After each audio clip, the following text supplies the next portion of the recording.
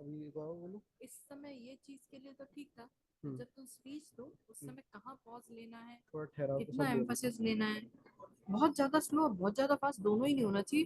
There has to be, जो तुम लोग हमेशा बोलते थे ना वो तो सही बोलते थे, पर स्टेज पे खत्म करना है की फीलिंग नहीं होनी चाहिए। नहीं ना, आज तो नहीं आई याद मुझे रखना, फीलिंग। खत्म करना है, जल्दी जल्दी भगो, जल्दी जल्दी भगो।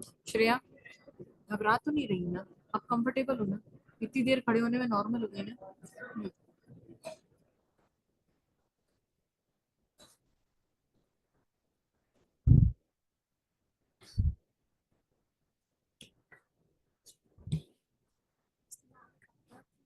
थोड़ा दूर से बोलना, मुझे पास से बोलना। अपना माइक सेट कर लो, इसका क्वेश्चन कर लो।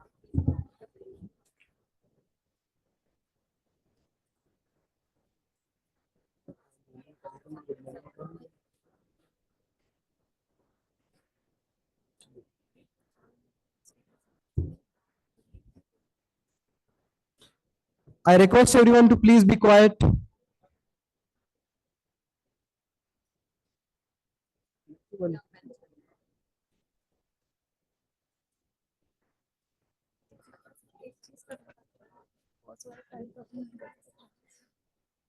जो साइड आना था ना, जो slide, upload slide.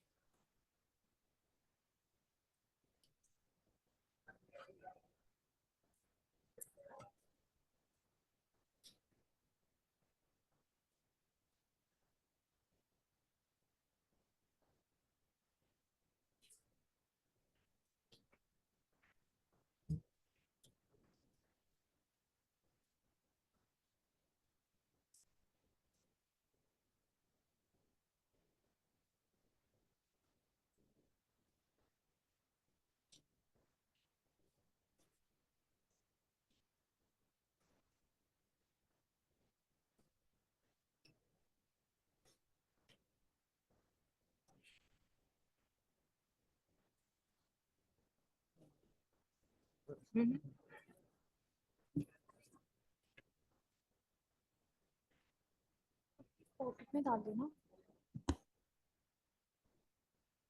All well, सब ठीक है ना? मुझे थोड़ा टाइम देना। क्या टाइम करना है? हम बस इसको थोड़ा सा नीचे कर दूंगी, जैसे कर लो। माउथ के क्लोज आ जाए। हम अभी अगर हम लोग मरना कर रहे हैं तो बहुत साइड। हम जब स्टार्ट करना हो बता देना। अभी तो आप जब स्टार्ट करेंगे थोड़ा सा नीचे करके रखिएगा। अभी आप बात कर लीजिए। ये सर बोल रहा जी सर।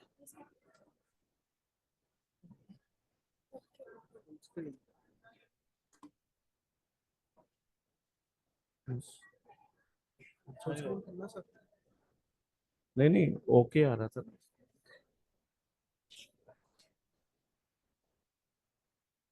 चश्मा तो लगा के आई नहीं, पर मेरे को दिखता तो सब है बिना चश्मे के।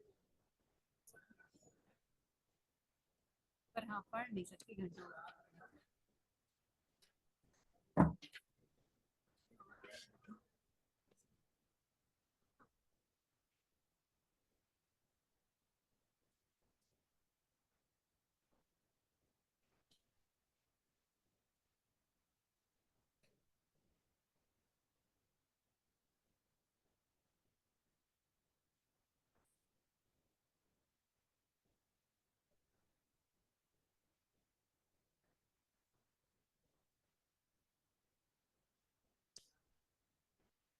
कीबोर्ड पे।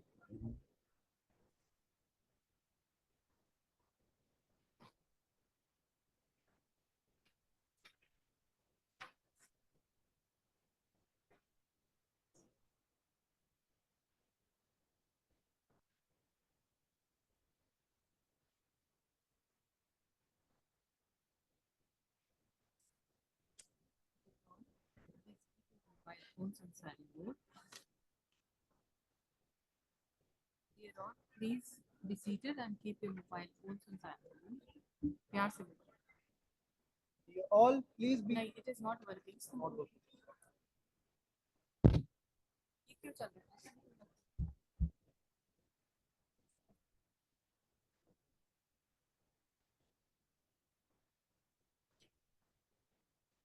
फिर ये वाला माइक नहीं चल रहा।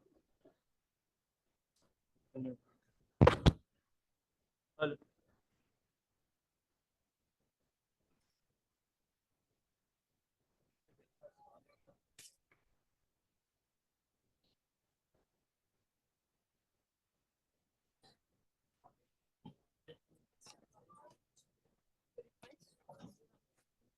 Be settled and keep the mobiles on silent.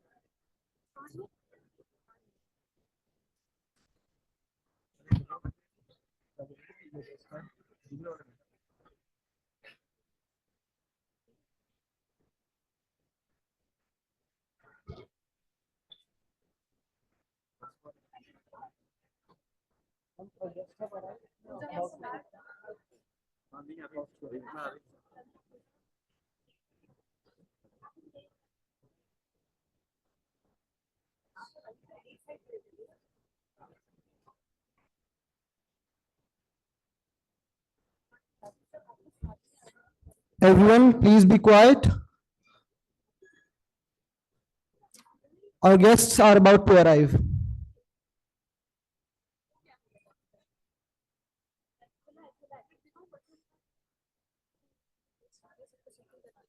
Please keep your mobile phones. Please keep your mobile phones on silent mode, and everyone please be settled down.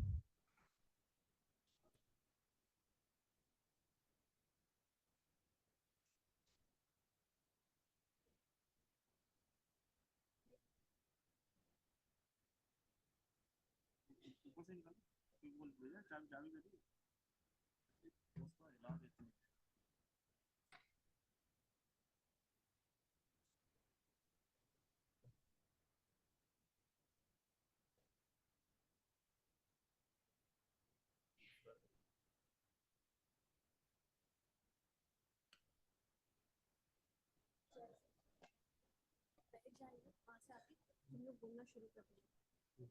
बैठने देना, बस बैठ जाए फिर शुरू कर देना। ओके?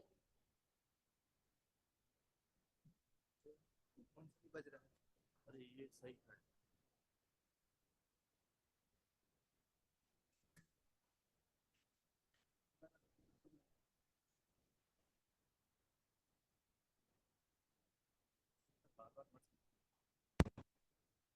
सर एडजस्ट आप ही कर देना अभी आप।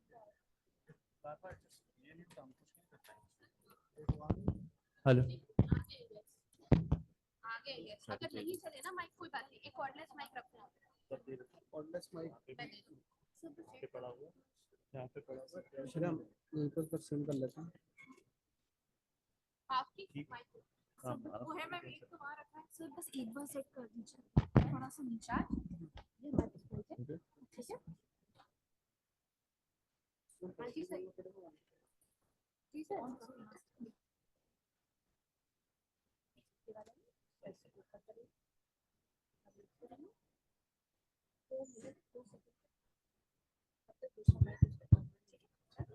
इसको हम यही रखेंगे, कोई टेंशन नहीं है। एक ही चल रहा है क्या? एक चलने लगा, दोनों चल रहे हैं ना? आप हैं गेस्ट, प्लीज चेक करो। आप आ गए हैं, सब स्टेज पे हैं। आज आप तुम दोनों के हाथ में, ऑल द बेस्ट। आ गए गेस्ट, ठीक है?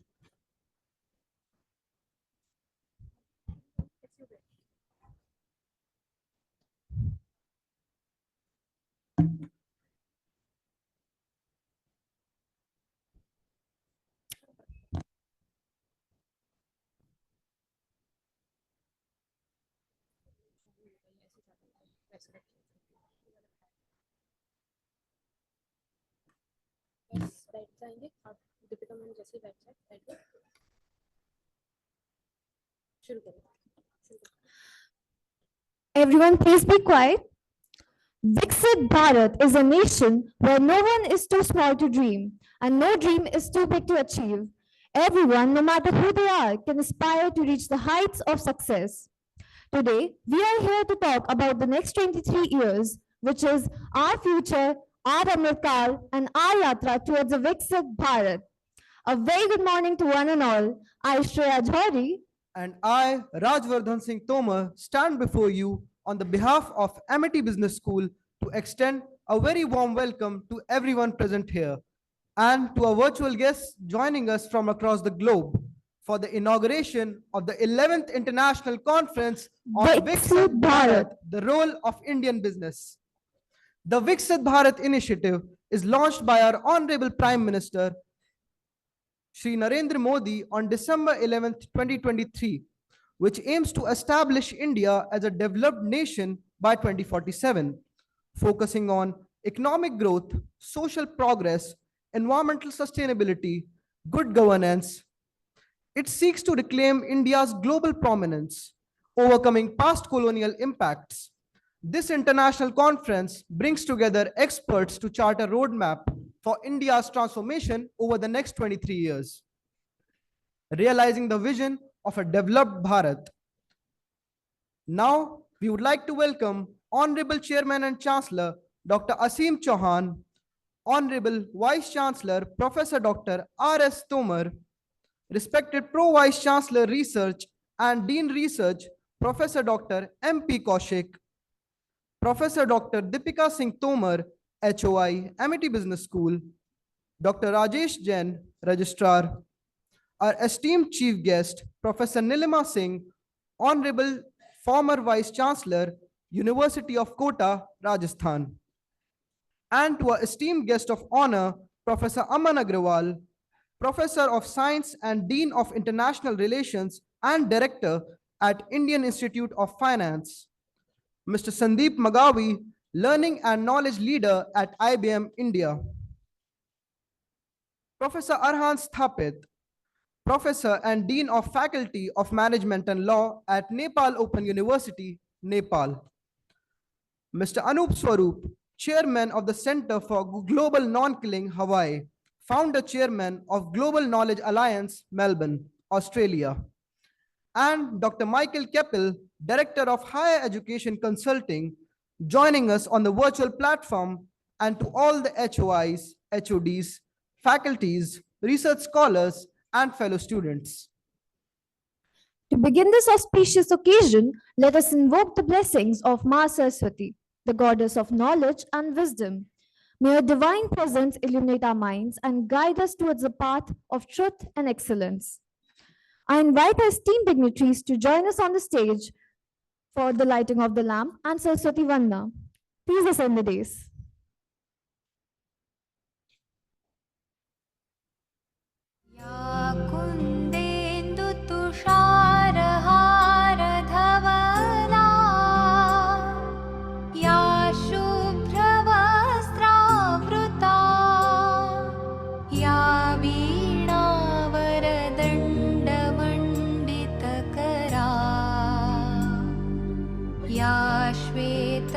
श्वेतपद्मासन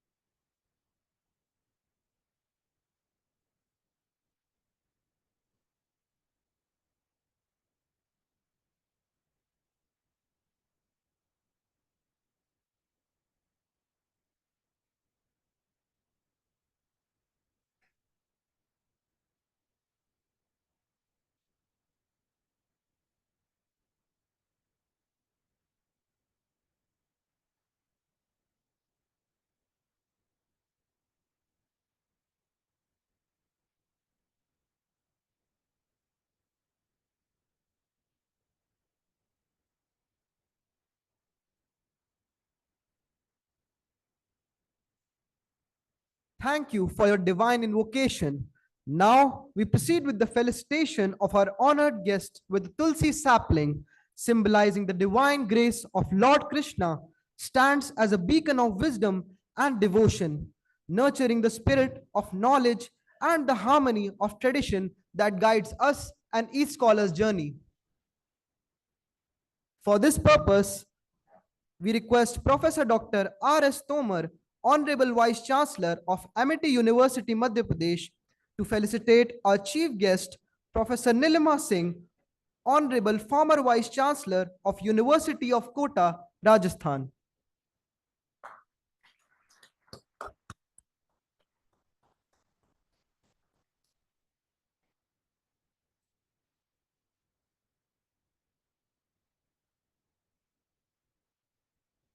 Thank you, sir. Now we request Professor Dr. M.P. Kaushik, respected Pro Vice Chancellor Research and Dean Research, to felicitate Professor Aman Agrawal, Professor of Finance, Dean of International Relations and Director at the Indian Institute of Finance.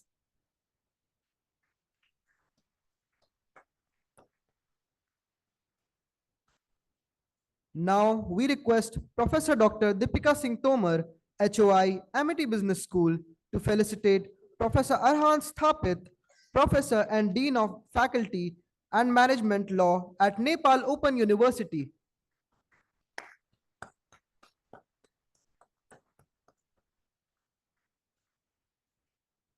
Thank you, sir. Now we would like to invite Dr. Astha Joshi, HOD Management, Amity Business School, to felicitate Professor Dr. R.S. Tomar, Honorable Vice Chancellor of Amity University, Madhya Pradesh. Please, ma'am.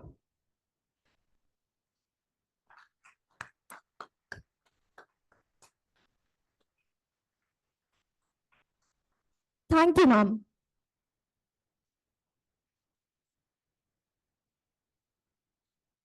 Now, we would like to invite Dr. Rajiv Kumar Dwivedi, HOD Commerce, Amity Business School, for the felicitation of respected Professor M.P. Kaushik, Pro Vice Chancellor Research and Dean Research of Amity University, Madhya Pradesh. Please, sir.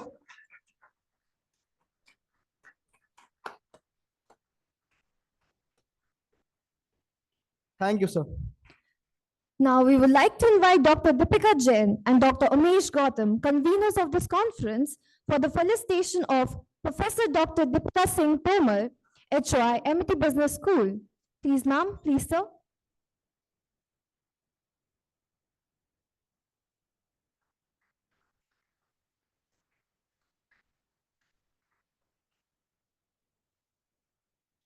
Thank you, ma'am. Thank you, sir. We extend our heartfelt gratitude to Mr. Sandeep Magavi, Mr. Anup Swaroop, and Dr. Michael Keppel. Your presence at this conference means a great deal to us, and we deeply appreciate your participation. Thank you once again for being an integral part of this event.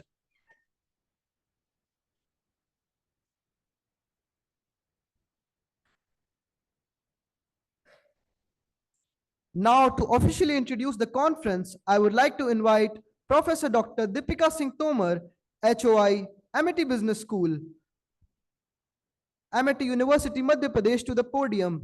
Professor Tomar has been a guiding force for our academic community, and she'll set the tone for our proceedings today. Please, ma'am. Thank you.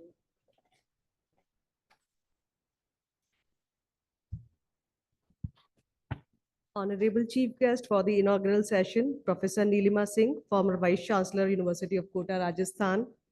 Our esteemed guest of honor, Professor Aman Agrawal, Director and Dean, Indian Institute of Finance.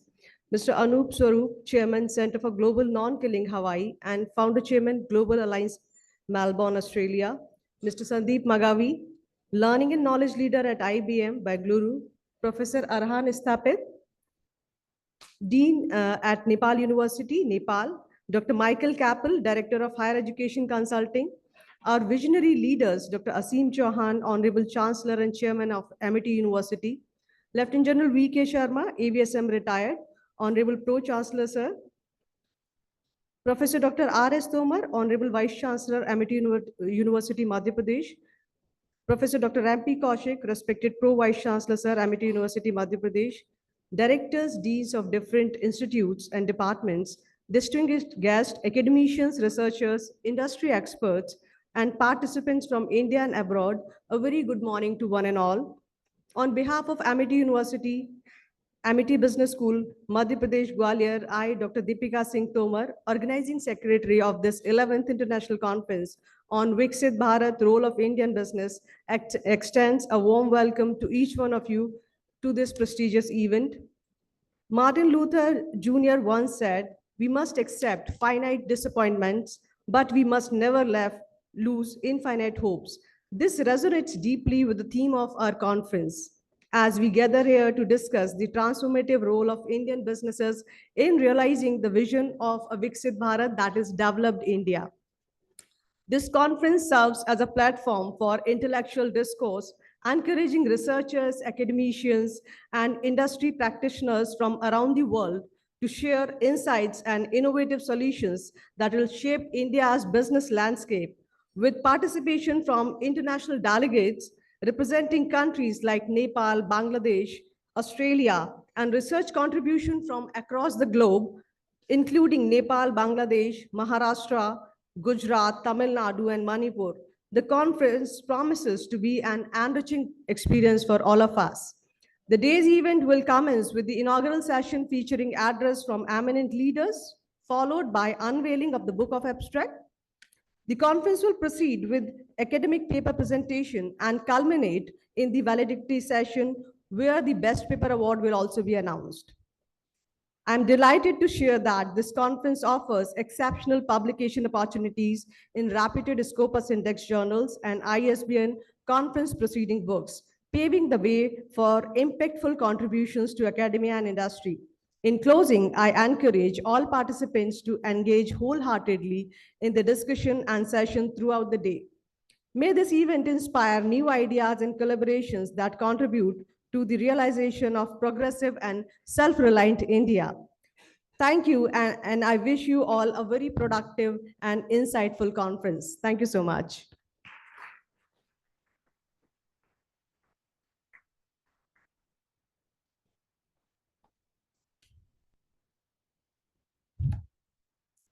Thank you, ma'am. We are immensely grateful for your wisdom and guidance. Your words have inspired us and set a strong basis for the conversations to come. Now we welcome Professor Dr. R.S. Tomar, officiating Vice Chancellor of and Pro Vice Chancellor of Amity University, Madhya Pradesh. With over 3 decades of experience in academia, he has previously served as a Vice Chancellor of IES University, Bhopal, and held leadership roles at Amity University, Madhya Pradesh, including Director of Biotechnology and Dean of Life Sciences. He was also the founding campus head of Amity University, Madhya Pradesh. Professor R.S. Tomar is a distinguished academician and researcher. He has supervised 8 PhD scholars, is currently guiding 2 more, and leads 2 research projects funded by the Madhya Pradesh Council of Science and Technology.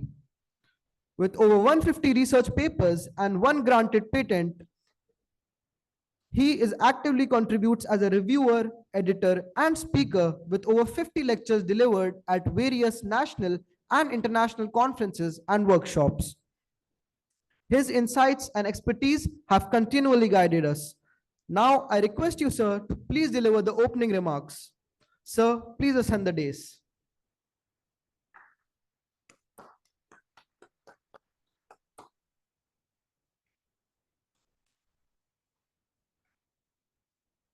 Good morning, everyone.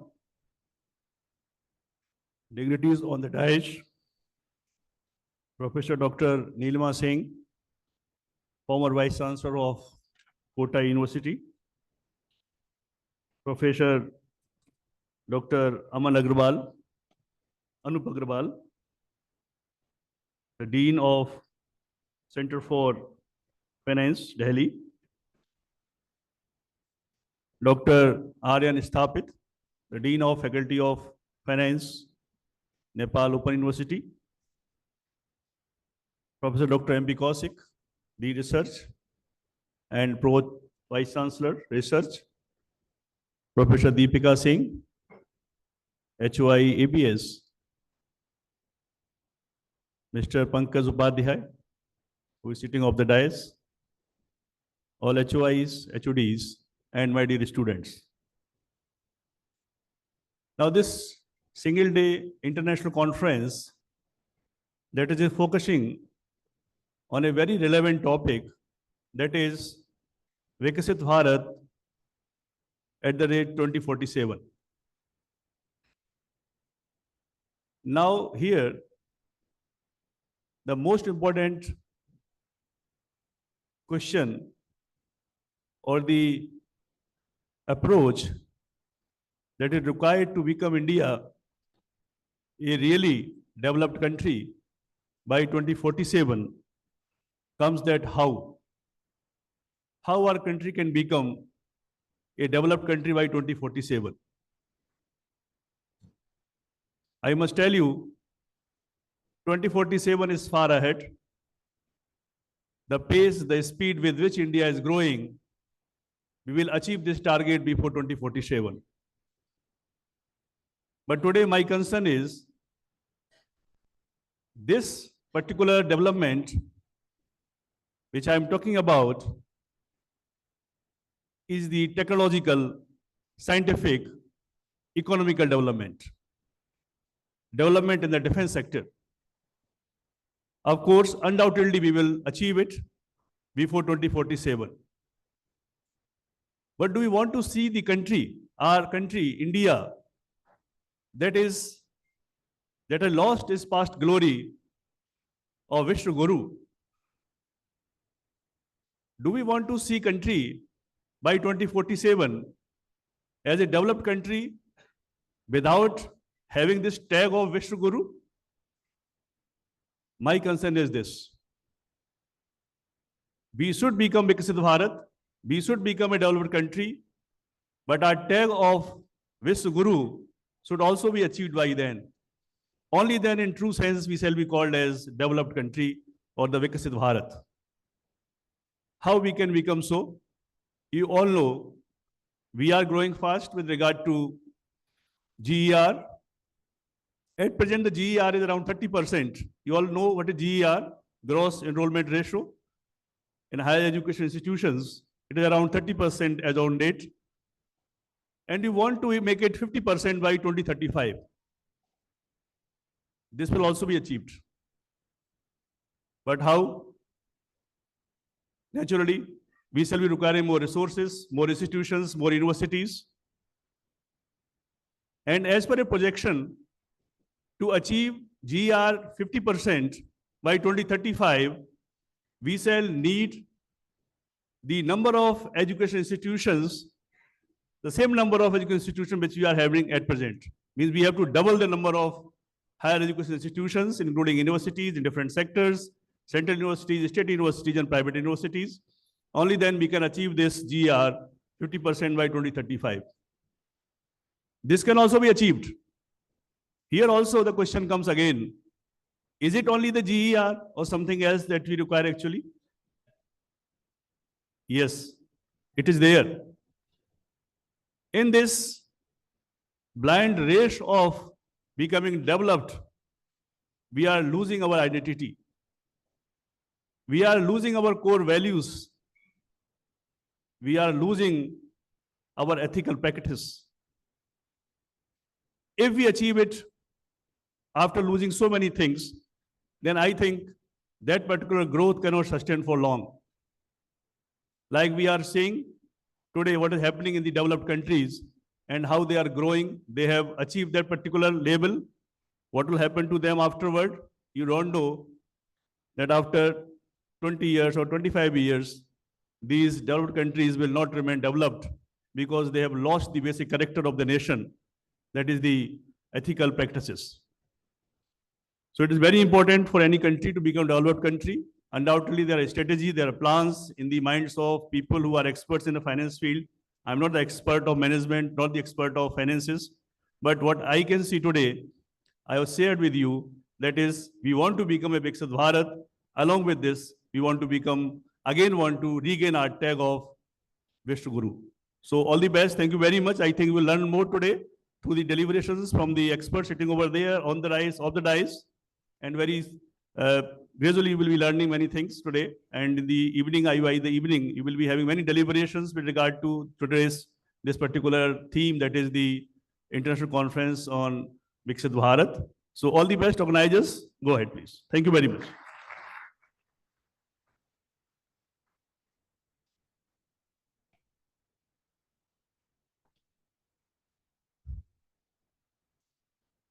Thank you, sir, for your thought-provoking and enlightening address. We deeply appreciate the time you have dedicated to sharing your knowledge and invaluable insights with us. It is an honor to introduce our chief guest for today's session, VIKSIT Bharat, the role of Indian business. It is my great honor to welcome Professor Dr. Nilima Singh. Professor Nilima Singh, a respected academic leader, served as Vice Chancellor of Kota University, Kota, for 2 consecutive terms, beginning in 2021.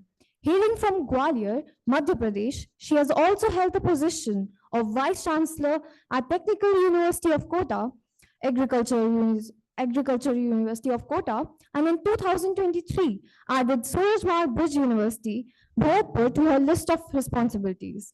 She completed her MSc in Biochemistry from Holkar Science College, Indore, and her PhD from Jivaji University, Gwalior.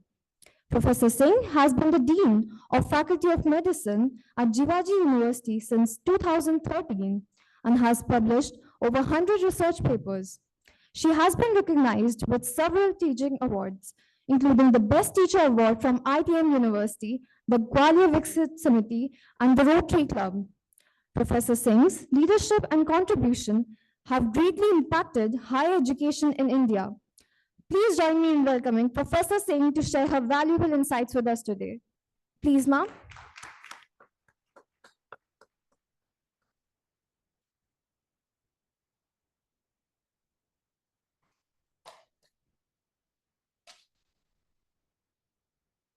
Thank you.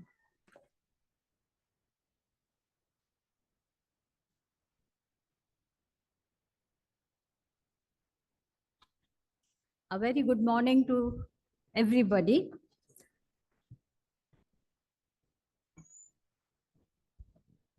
The dignitaries on the dais for today's webinar.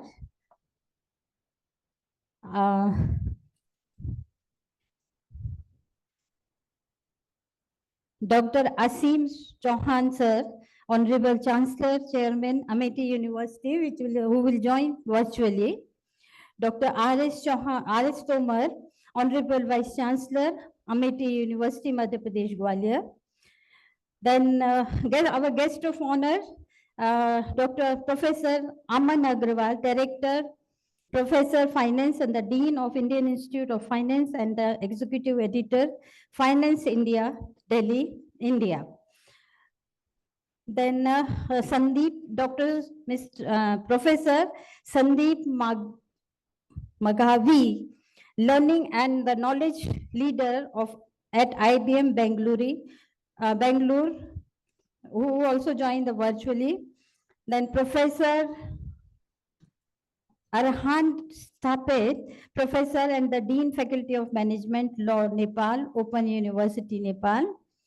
Then I am Dr. Anand Swarup, Chairman, Center for the Global Non-Killing Hawaii, Founder, Chairman, Global Knowledge Alliance, Melbourne, Australia, also joined virtually. Our other esteemed speakers who also joined virtually, the deans and the directors of this university, the faculty of this university, and my dear students. Now, today we assemble here to discuss about the VIKSIT Bharat, the role of Indian business. I will speak in both the English and the Hindi mixed one. How much time I shall take here?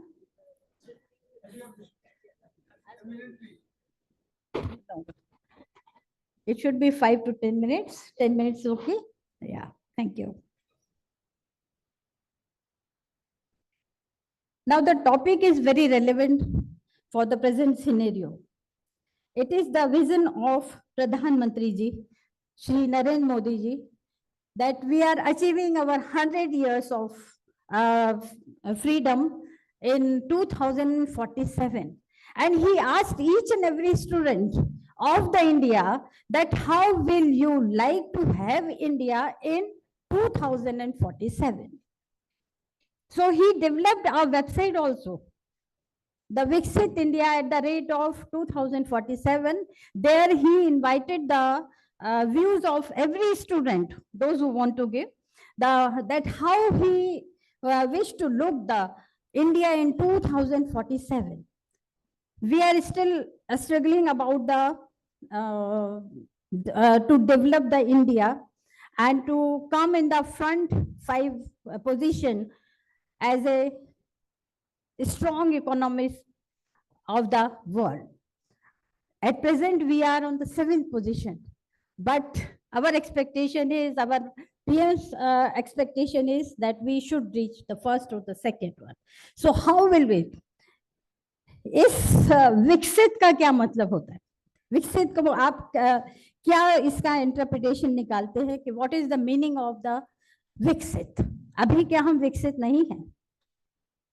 हम विकसित हैं, मगर हमारी कुछ खामियां हैं कि हम उस विकसित जो टर्म है उसको अपने ऊपर एप्लीकेबल नहीं कर सकते। आज कोरिया, ताइवान, ऑस्ट्रेलिया ये विकसित क्यों कहलाते हैं? क्यों? क्योंकि उनके पास में वो पावर है, उनके पास में वो एडवर्टाइजमेंट टूल्स हैं, अट्रैक्टिंग टूल्स हैं, जो कि हमें इंडियंस को भी, आज हम मार्केट में जाते हैं, क्यों हम हर जगह चाइनीज प्रोडक्ट देखते हैं? क्यों? और हम खरीदते हैं। दीपावली अभी निकल के गई है, आप लोगों ने सबने बिजली के वो खरीदे होंगे, एलईडीज खरीदी होंगी, कहाँ से आई वो? इंडिया ने तो नहीं बनाई, मेड इन चाइना। सो हम भी बनाते हैं ये सब चीजें।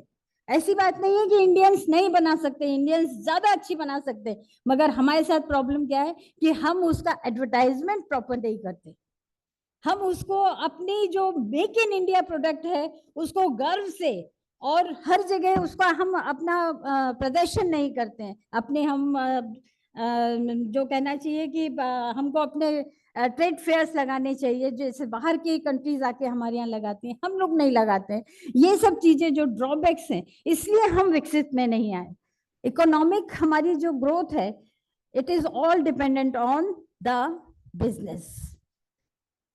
आपने एक टर्म सुना होगा स्टार्टअप, बड़ा कॉमन है आजकल, और स्पेशली बिजनेस और इंजीनियरिंग में बहुत कॉमन है कि we are going to start our own startup.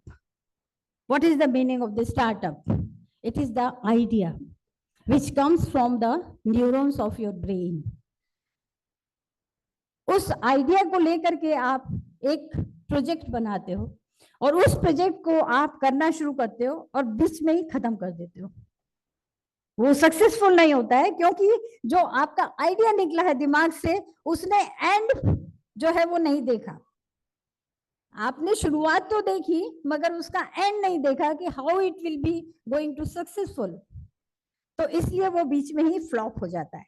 And this is the reason why we are not entertaining our business. You know, India is very famous in every field. आप किसी भी field में चले जाइएगा, विविधता में एकता है हमारे इंडिया में। बिजनेस में भी इसी तरह से, आप अपने राजस्थान में चले जाइएगा, टूरिज्म में है। आप उसके बाद बिहार में चले जाइएगा, वहाँ का अलग अपना एक आर्ट है, मधुबनी आर्ट जिसको कहते हैं। देन आप साउथ में चले जाइएगा, उनके अपने आर्ट्स हैं, उनका अपना खाने के व्यंजन है, सब चीजें अपनी अपनी है, मगर वो सारी चीजें हम क्यों नहीं एक्सपोर्ट कर सकते? ये जो चीज आती है दिमाग में, जिस दिन हमारे दिमाग में ये आ जाएगी कि प्रोडक्ट तो हमारे पास प्रेजेंट है, कैसे उसकी मार्केटिंग की जाए, वो मार्केटिंग वाली जो चीजें हमारे दिमाग में जब आ जाएगी, तो हम अपने इस इंडिया को डेवलप्ड कंट्री में कन्वर्ट कर सकते हैं। हम किसी और देश की क्यों बात करें, हम अपने नेबरिंग स्टेट की भी क्यों बात करें, हम ग्वालियर की बात करते हैं। आज हमारे ग्वालियर में सब लोग जानते हैं और बहुत अच्छे से जानते हैं कि हमारा ग्वालियर किन किन चीजों में फेमस है। कन्फेक्शनरीज, जेबी मंगाराम, हाँ, देन आपने कैडबरीज का नाम सुना होगा, चॉकलेट्स बनाते हैं, है ना, पर इसका प्रॉपर मार्केटिंग नहीं है। इसका प्रॉपर मार्केटिंग जब होगा जब इसका जो है वो प्रॉपर एक्सपोर्ट होगा। भारत में जो कन्फेक्शनरी का जो मार्केट है वो 14,000 करोड़ रुपए का है और इसकी सालाना जो वृद्धि दर है वो 12% है। How much it is? अगर गवर्नमेंट हमारी इसमें इन्वेस्ट करती है तो कितना हमको प्रॉफिट हो जाएगा, हमारी इकोनॉमी कितनी ऊपर चली जाएगी। सेकंड, ग्वालियर का जो मैं ये आपको बहुत ये मैंने कलेक्ट किया, दो I am not the student of business, but थोड़ा जो दिमाग में जो थॉट्स आते हैं बीइंग ए साइंटिस्ट कि हम कैसे साइंटिफिकली इस चीज को कैसे हम इंक्रीज कर सकते हैं, वो मैंने थोड़ा सा कलेक्ट किया है by taking the example of this Gwalior. Gwalior की मिठाइयाँ स्पेशली द गजक और पेड़ा देश भर में प्रसिद्ध है और इसका निर्यात भी बढ़ाया जा सकता है जो अभी तक नहीं हो रहा है।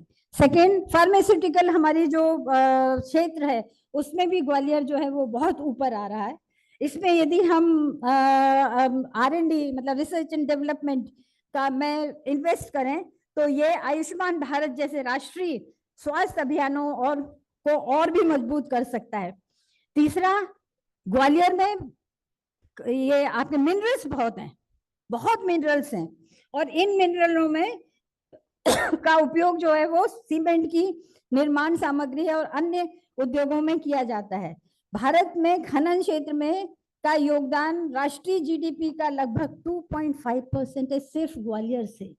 आप सोचिए कितना स्कोप है इसमें आपको आगे जाने के लिए। ये आंकड़ा और बढ़ाया जा सकता है यदि इसमें लेटेस्ट टेक्निक्स को अपन इंट्रोड्यूस करें। सेकेंड, टूरिज्म जो हमारा मैनेजमेंट है ये भी बहुत ही हमारा ग्वालियर जो है ये सांस्कृतिक और ऐतिहासिक धरोहरों पर आधारित है। ग्वालियर का किला जिसे भारत का जिब्राल्टर कहते हैं, हर साल हजारों जो हमारे फॉरेनर्स आते हैं उनको यहाँ पे अट्रैक्ट करते हैं। फिर तानसेन संगीत महोत्सव, जय विलास पैलेस का म्यूजियम, ये सब टूरिज्म को बढ़ावा देते हैं।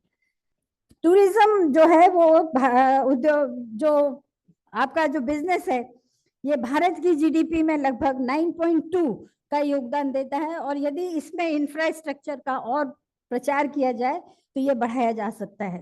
इसी तरह से हस्तशिल्प कला में भी ग्वालियर जो है वो बहुत आगे है। चंदेरी का नाम सुना होगा आपने, रॉकेट वर्क, जहाँ जो बहुत अच्छी शिल्प कला का प्रतीक है, न केवल भारत में बल्कि विदेशों में भी बहुत फेमस है। इससे 25,000 करोड़ का हमें जो है वो बेनिफिट मिल चुका है।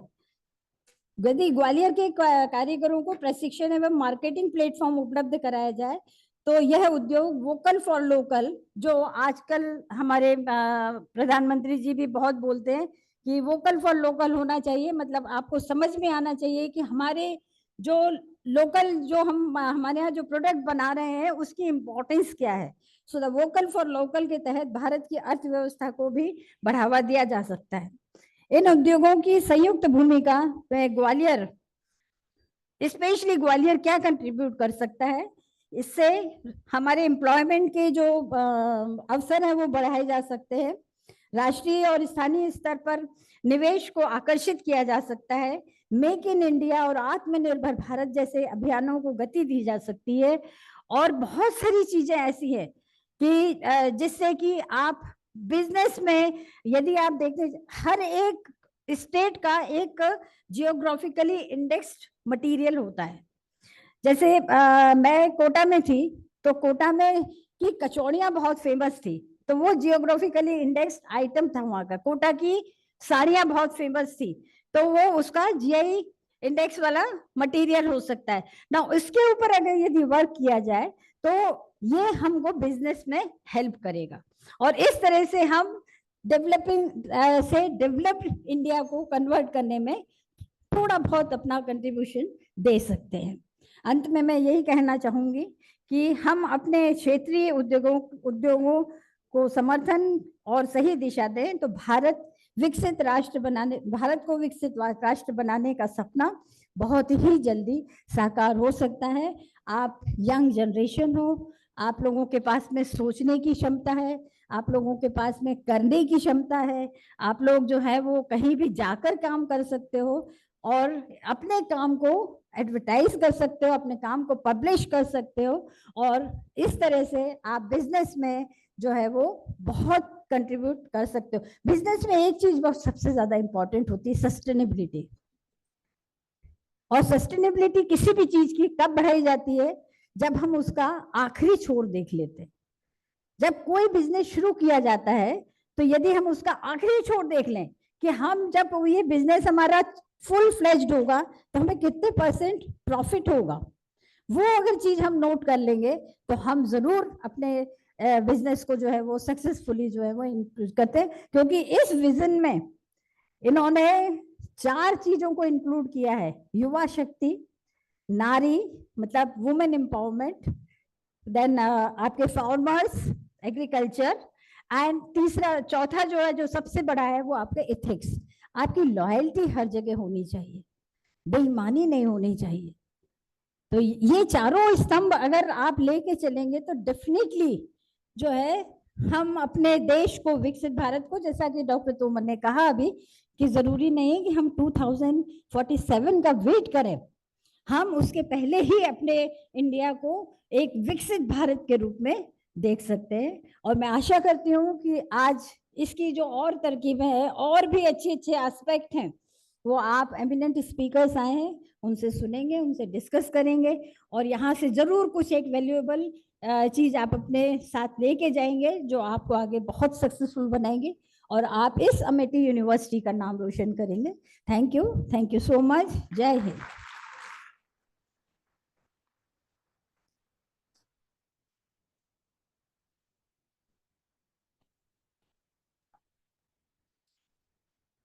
Thank you, ma'am.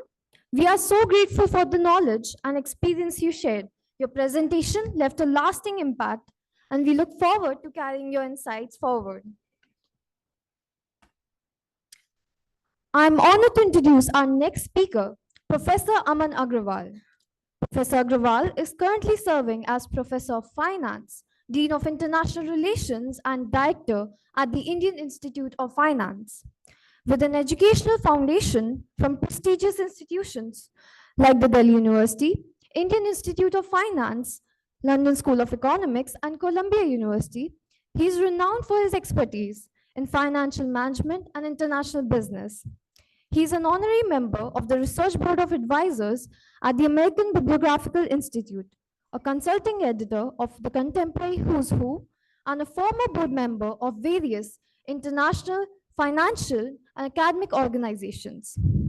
Professor Agrawal is a widely sought after speaker, having delivered keynote addresses at over 160 international forums, including in parliaments and ministries across Europe, Asia, and beyond.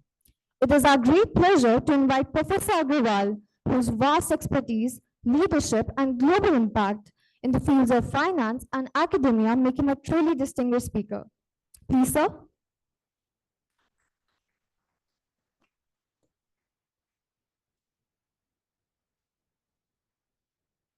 Someone will be running the thing or do I have to run it? Yes, sir. Someone will be doing it or do I? Yes, sir. You can do this from. I do it from the cursor. Will that be good?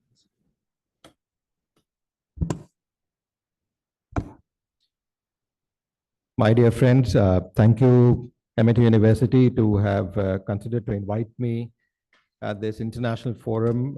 It's my second instance of being at the university. I was here, if I remember correctly, in 17 or 18 last.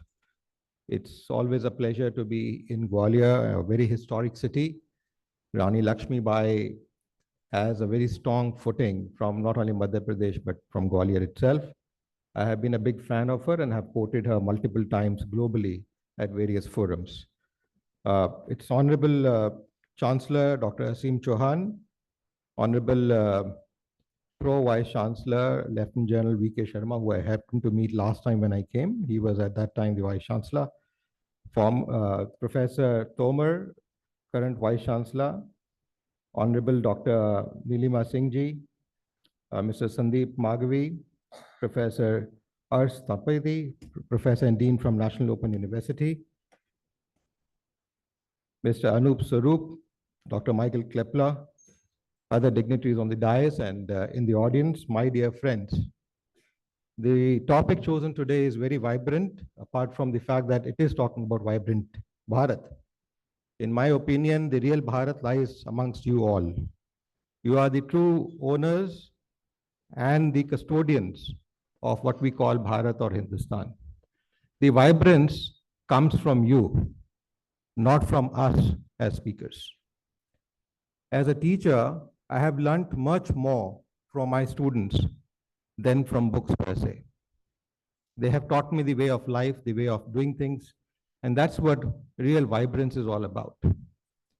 Let us not forget that Bharat or Hindustan, the erstwhile Bharat or Hindustan, was the one which gave directions to the world at large. Europe would not have known the fact about clothes or spices or food if it was not for Hindustan.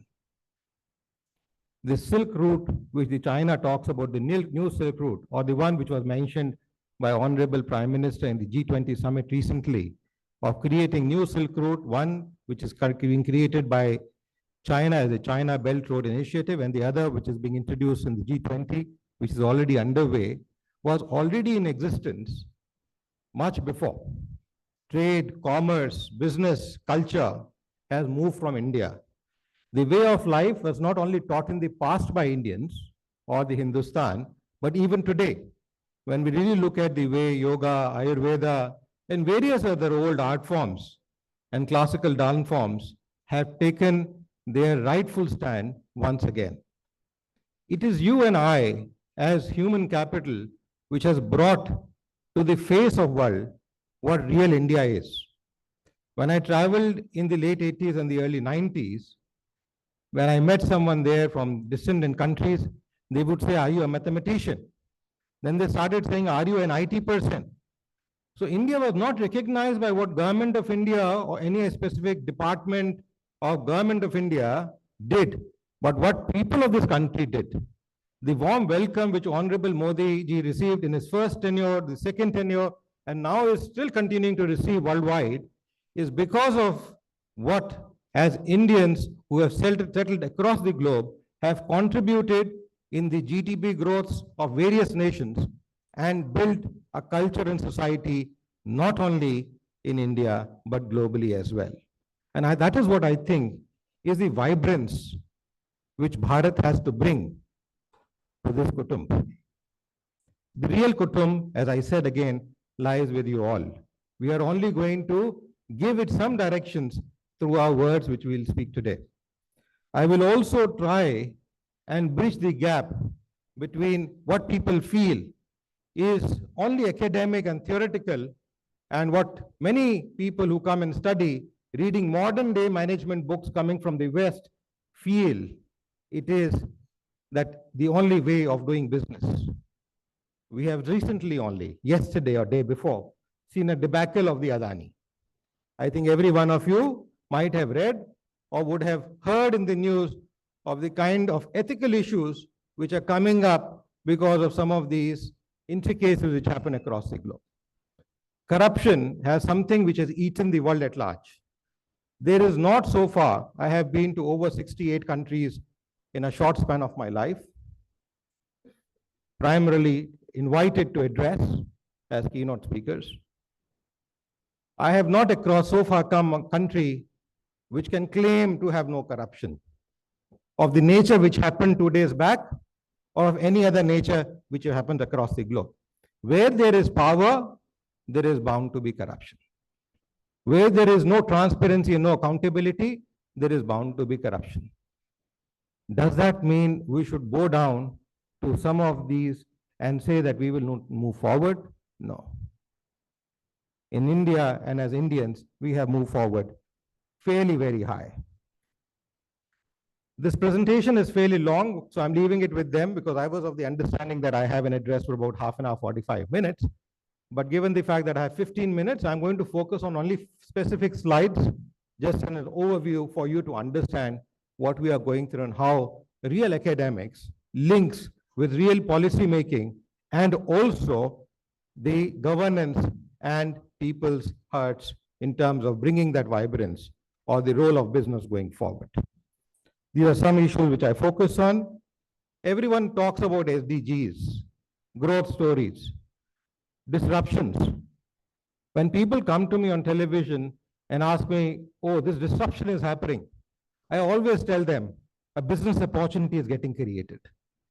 Oh, war is happening. I tell them from the heavy heart of mine that there is a business opportunity there. So whether it is Ukraine-Russia war or Palestine-Israel war, or Pakistan-India war, which has been happening now and then in terms of some bombing happening here or there, or a terroristic attack which takes place, opens up large number of opportunities. As I said again, with a heavy heart, because people lose lives. And that is not something which is a welcome step. But then there is an opportunity. Who will build Ukraine? Who will build Israel? Or who will build Palestine? Or who will bring other areas or hospitals? It are young people like you who will create these places. The whole Europe was rebuilt by United States, and that's where large part of the wealth of United States got generated over a span of 50 years, which is still making us one of the apex countries in economic powers globally, because Europe was completely destroyed. Large part of other regions were destroyed in the World War. And it was America who was bestowed with the capability to build it up, build bridges, build highways, roadways, hospitals, educational institutions, all kind of facilities. So as I said, it is you who creates. These SDG goals are a depiction of some of those. Global disequilibrium and interdependence brings in that facility which helps us develop that structure. These are not some things to be delusioned off with. These are some things to look upon opportunities for and see that what opportunities lie before us going forward. We saw COVID. Everyone thought it is the end of the world. We have seen similar plagues in the past. And I will pictorially reflect as to what kind of plagues have happened in the past in a few moments. Wherein 50%, 60%, 70%, in one time, 90% of a city was vanished because of the plagues. We saw the way countries which were fighting each other came to security of each other when it was a question of mankind to be addressed, keeping away their egos apart. Everyone helped each other during COVID, whether it is India providing facilities like hydrochlorine or others, or oxygen which was needed by India, where various other countries provided. I think that kind of a framework gets into place when we see these disruptions and difficulties. We've had been liberal views. We lost our independence for almost about 200 years. And we've had repercussions. Being one of the richest and the golden bird, we were completely vanished away and taken away all or looted off our wealth. Although in the last 100 years or so, we have been able to regain our wealth to a great extent. We are still the largest consumer of gold in the world. 2/3 of the gold produced every year is consumed by India, not government of India, but Indians like you and me. And 1/3 which is left out, even there about 60 to 70% is smuggled into India. So you can imagine the appetite of gold we have in this country, despite being looted away in the past. These fundamentals of liberal views on trade, capital movement, labor, and now the digital influx also helps us build that gap between societies across the globe. One thing I would like you as students of business and economics to know that I have firmly believed and have spoken this at the Italian Parliament, the Finnish, the European Parliament, the Swedish Parliament, the Finnish Parliament, and the Uzbek Parliament, which I've addressed, that the father of economics, in true sense, is Chanakya. And his work on Earth Shastra is the real work on economics. Adam Smith's work is not valid today. His work is even valid today. Only you need to change the president by, whoever the king is, by the president or the prime minister, the head of the state, everything else. And he gives a perspective from the kings from the bureaucrats and from the civilians' perspective as to what is there. It's a book available in large number of languages, foreign languages also. So it is my humble request, if you have time, acquire a copy. It's not that expensive. Go through it. It is a real business and way of life which talks about how things are to be worked upon. Will help you grow, churn your next 50 to 60 years of growth chart for the future. When as I said, the uncertain times which are there, we have seen these. I'll just give you a glimpse of the way some of these have happened. So please don't get washed away. We have seen times with digital frameworks coming in. We have seen kind of these of plagues which have happened in the past, which have vanished away large societies, to a point that a particular stage, countries thought we will disappear. But they are still existing. So we should not be delusioned of, as I said, these kind of disruptions bring in opportunities for businesses to grow. As a student of business, you need to look at. Again, I will not give in the time frame. I want to focus on some of the other issues before you, but some of these factors are critical for evaluating or looking at economies or even at a lower level, unit level organizations when going forward and evaluating them whether they are doing well or not. A 5-year rolling plan is something which I'll also like you to study. We had a 5-year plan when we started our journey of independence, which was changed to a 5-year rolling plan. Their old economics books in the library would have them. Since Niti Aayog has come, the rolling plan is still there, but they don't talk about it anymore. So this rolling plan was very good. And in our personal experience, we tested on a unit level also. So as an organization or as an individual also, you can utilize this plan, set goals for 5 years, and every year you assess them, how well you are doing, and rechange them. So in a perspective, for if it's an organization which does it on a quarterly basis, MNCs do it on a quarterly basis, it is good if you are able to put it up frame within your own self and in your organizations.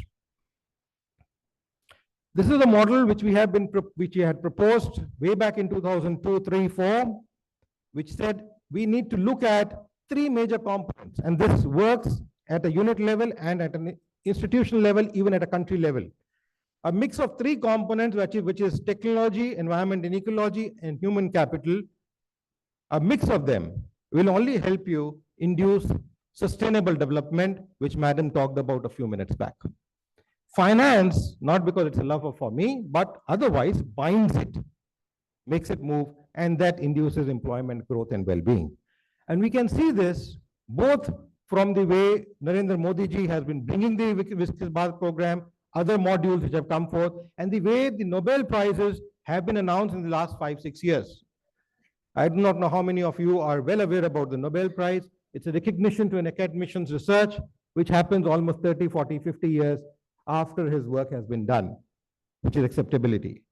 If you really look at the last Nobel Prize, which is there, the one which is in 2024, talk about building nations and human well-being through institutional frameworks for studying on how institutions are formed and affect prosperity and growth. Something which this government has been trying to do by creating institutions and monitoring them on time-to-time basis. All the projects which Narendra Modi government introduced are monitored on a weekly basis in his cabinet, in his office. There is a separate division which looks at almost all ministries and divisions. And then they call upon those ministries and say, this is not still done, and this is still done. You could actually, about 5 years back, see the development of infrastructure online in the office there in the Ministries of Infrastructure and Development, where the toilets are getting developed, where the bridges are getting developed, whether work is going on or not. And that was a live framework which used to happen. The one previous to that talked about banking. You can see this government has done tremendously well in reducing NPAs, creating frameworks with the Jan Dhan Yojana, with the demonetization brought in, large amount of cash was flushed into banks and financial institutions. With the way we can make transactions today, sitting here in the chair, any kind of a transaction, any level of a transaction, you do not need to go to a bank or a financial institution to do that, is something which has revolutionized the way we look at transactions and funds at almost no cost. Again, something which was talked about in the Nobel Prize in 2023 on banking, financial institutions, and bringing well-being in terms of banking. The one prior to that talked about labor markets and human well-being again. The government talked about creating employment. Although everybody laughed on Modi ji's samosa wala, but that samosa wala is emerging with large number of people becoming entrepreneurs. Till about 10 to 12 years back, most of the IIM graduates used to go and work for someone. Today, 80% of them passing out from the top IIMs and even other institutions today actually are creating jobs and not only earning for themselves, but feeding 4, 5, 10, 15, 100 families, and their growth is coming. And that's why I said the vibrance of Bharat comes from you and not from anyone else. Something which was talked about in the work in 2022 Nobel Prize. The previous to that talked about the auction theory in the way pricing has to be done. Again, a critical component, how do you go about pricing? You will be, some of you may be in job markets in few months. How do you go about pricing your human capital becomes a critical component itself. Would you take whatever they offer, or would you demand what can you service? And that's where the auction theory pricing comes in. The one prior to that by Abhijit, Esther and Michael talked about doing experiments at the grassroots level. And this government again has functioned in terms of creating frameworks where they actually go and intervene.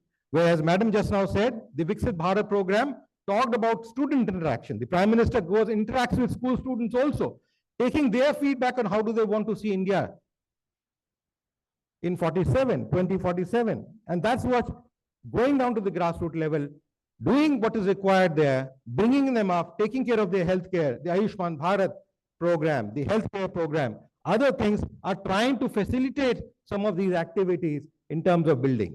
Now, why am I showing all this? Is primarily where academics, which is thought to be only theoretical in nature, is not so. It is what gets practically on the ground. And not only institutions or individuals or companies do it, but even governments end up doing some of them. And I am trying to link all the Nobel Prizes which have been happening. The one prior to that was on climate technology and long-run economic curves, which is collaborating with our work, which we have been proposing from 2003-4 onwards. We talked about these three components which need to be looked upon. And almost all companies today have to look upon these components. You can't do in silos. As an individual, you can think that, oh, I will work without a mobile, not possible. I will not use internet, not possible. I will not do internet banking, not possible. I will do the same traditional banking which I used to do. You cannot do away with some of these activities. And that's where you need to upgrade yourself, imbibe yourself in frameworks. And I'm happy that MET provides an excellent framework to go about doing some of these activities with a beautiful faculty which helps you enrich yourself. I will move on from here. There are some of the works which are quoted here. And go to only 3 more slides before I close for today. Something which is critical is to get the lost glory of mutual respect.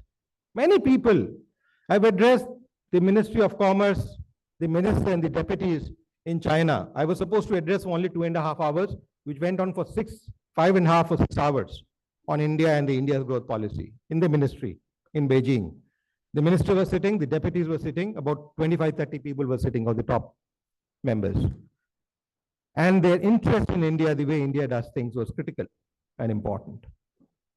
They also asked, and many others have asked me in the past, oh, you want to be leaders? You want to lead the world? I said, no, we want to walk the path together. It is a question of walking the path together, getting the lost theory of mutual respect, which is critical, then being the leader. Tata as a company or a group never wants to be amongst the top. You can check up their framework. They are one of the best in servicing everything, whether it is the Taj groups, or it is the automobiles, or it is the steel and other sectors. But they as a policy have kept that we would be like to be one of the top, but not the top. We don't want to be the leaders. There are negatives which come with the leadership as well, like we are seeing with Adani, which is happening. You become over-focused. Everyone wants to research on you, debate on you. But the respect they have as an institution, I have seen generations after generations working for the Tata Group. 2, 3 generations, as a matter of fact, which have lived and survived and worked with the Tata Group as an organization. So it is a mutual respect which is critical, which they have been able to imbibe in their culture, which keeps them going, holding hands together and shouldering the responsibilities. These points I've already pointed out. As I said, I will skip some of these and move on to the last. But it is critical in today's time to listen, to observe, and take things which are in the right perspective, keeping ethics in mind. Just going to Haridwar, taking a dip doesn't wash away your sins. Everybody knows this. And we all do it, thinking that our sins are washed away just because we've gone to Haridwar or we've gone to a temple. It is the fact that if you do your work rightly, honestly, and justly, you will have those frameworks in place. So in my opinion, it's important the growth may be a little slow like India has had, but it will be sustainable and growing if you're able to imbibe them as concepts and not just one paper which is taught in all management courses across the country. Another thing which we talked about as an institution was to talk about Indian business and Indian history. I was happy to read almost about 15 years back when AICTE and Ministry of HRD at that time, now Ministry of Education, proposed to introduce a course which we had been running from 96, 97 onwards on Indian history and business. Understanding your own culture is critical. I go to OECD, I go to World Bank meetings, annual meetings, ADB annual meetings. People across there, chairmen of companies ask me, oh, how does business go on in India? You don't get government support. You don't have favorable environment. You don't have roads and railways and highways, but business still flourishes. I give you one company called Tetra Pak. It's a Swedish company. Tetra Pak's share in the packaging industry, in the category they are, 98% shareholding even today is of Tetra Pak. It's the only Swedish company which was not thrown out after independence. It's been there for good 45, 50 years in this country. And imagine 98% shareholding. They have seen growth with the growth built in with the nation. So that is important for you to understand that business will grow if you have the right policies, right structures, and right models and morals in place.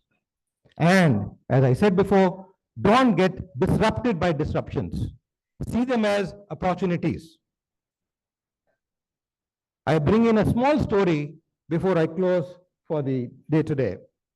And I'll just speak one more slide. My father used to tell me there was a Raja who went to the jungle with his whole ambit of people for, hunting. Now, while he was there, he fell down. He had one of his fingers amputated, mostly thumb if I remember correctly. Now, one of the persons in his army, his ambit said, oh, good, whatever God has done is for good. He was very angry. My thumb is amputated. I can't now even hunt. And he is saying it is for the good.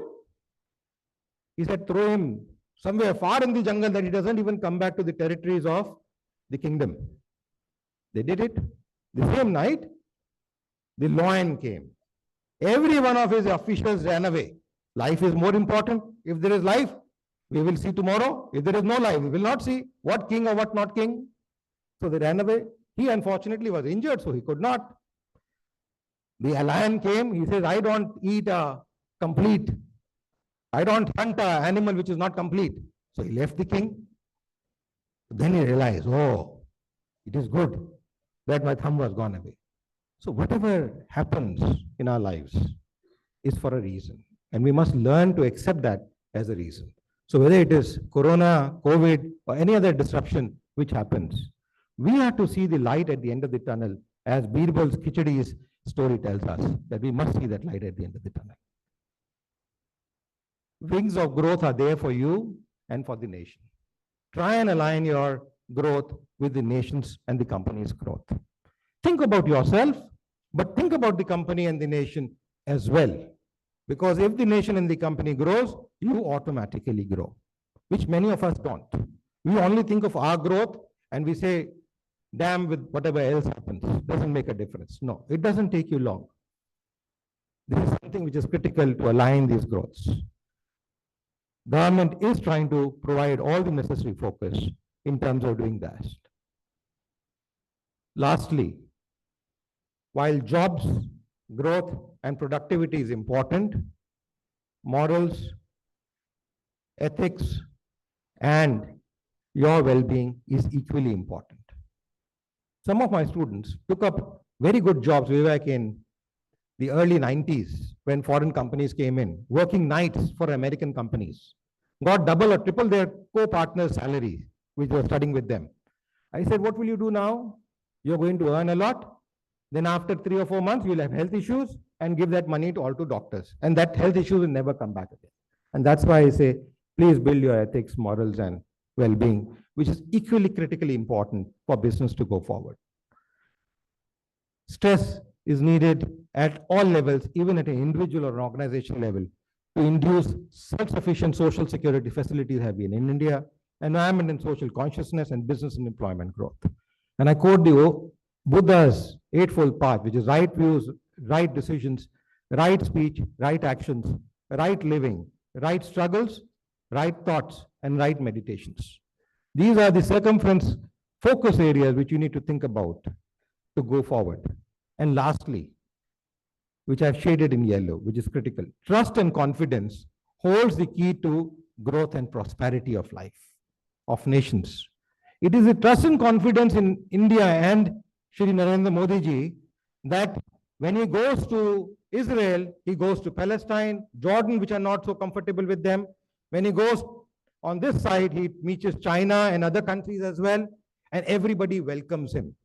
The trust and confidence Indians in India has been able to build up is what is critical. That is what Indian business was all about. I remember stories where they said, oh, this mal has come from India way back in the old times when there were no roads, no bridges. Go, buy it at whatever price it has come. A Chinese scholar walked all the way to Takshila and Takshila to come and study when there were no roads, no ways, nothing.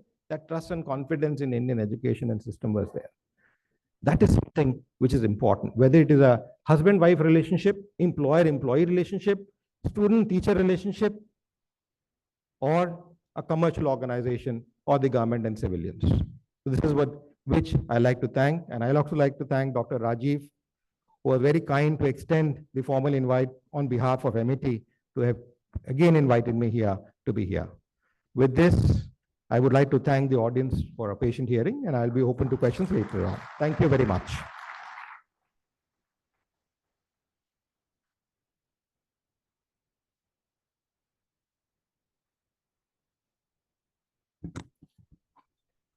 I'm sure I speak for the entire audience when I say that we were all captivated by your presentation and insights on ethical business growth in India. Thank you, sir. I take the glory to introduce you all to our guest of honor, Mr. Sandeep Magavi. Mr. Sandeep Magavi is the learning and knowledge leader at IBM India, where he has shaped talent transformation and knowledge management strategies for over 18 years.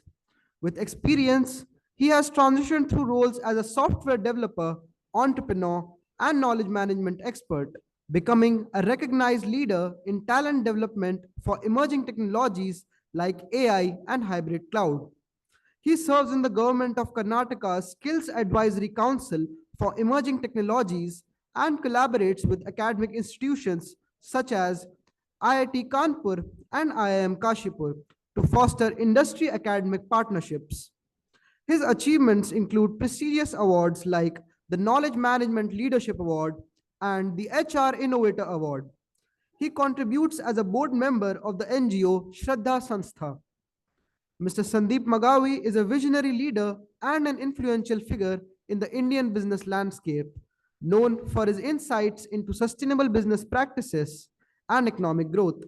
With a deep understanding of market dynamics and innovative approaches, he has contributed significantly to advancing India's global economic standing. Sir, please grace us on the virtual platform with your invaluable insights on today's conference. Please, sir.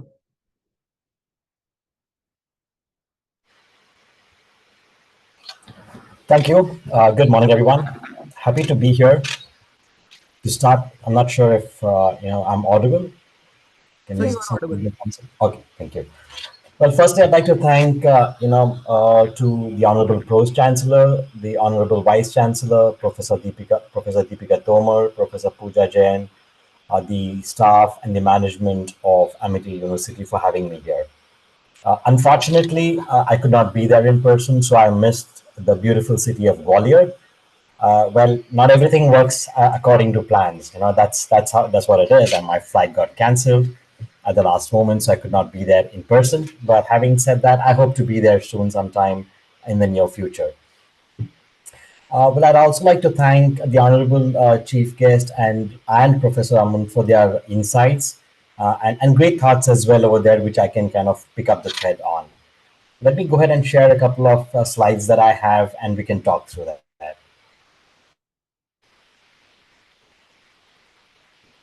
Give me a second, please.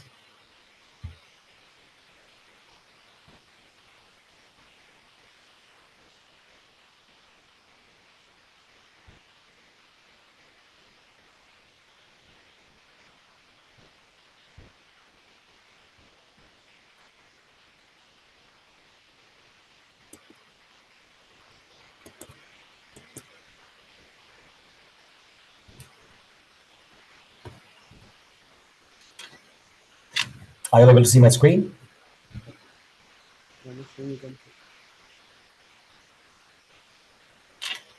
Okay, so interesting topic, and I'm glad to be part of this conversation because there is a profound impact of this particular topic across the board, right? It's not just for academics, it's not just for the business, it's not just for the government alone, but for us as a country as a whole, and completely agree with Professor Aman's points on that as well, because it's a very holistic impact that there is across the board for us. I'd just like to touch upon a couple of pointers on that. Absolutely will not walk you through all of the details. I know there's a lot of stuff there on the slide in there, but I just want to kind of point out to, there are about 9 pillars across the board from a VIKSIT Bharat standpoint that our Honorable Prime Minister and his administration has come up with. But if you do see, I know my point of view is I think there are 2 of them which kind of stand out and run across the board. And I'll obviously say that given the background I come from a skilling standpoint.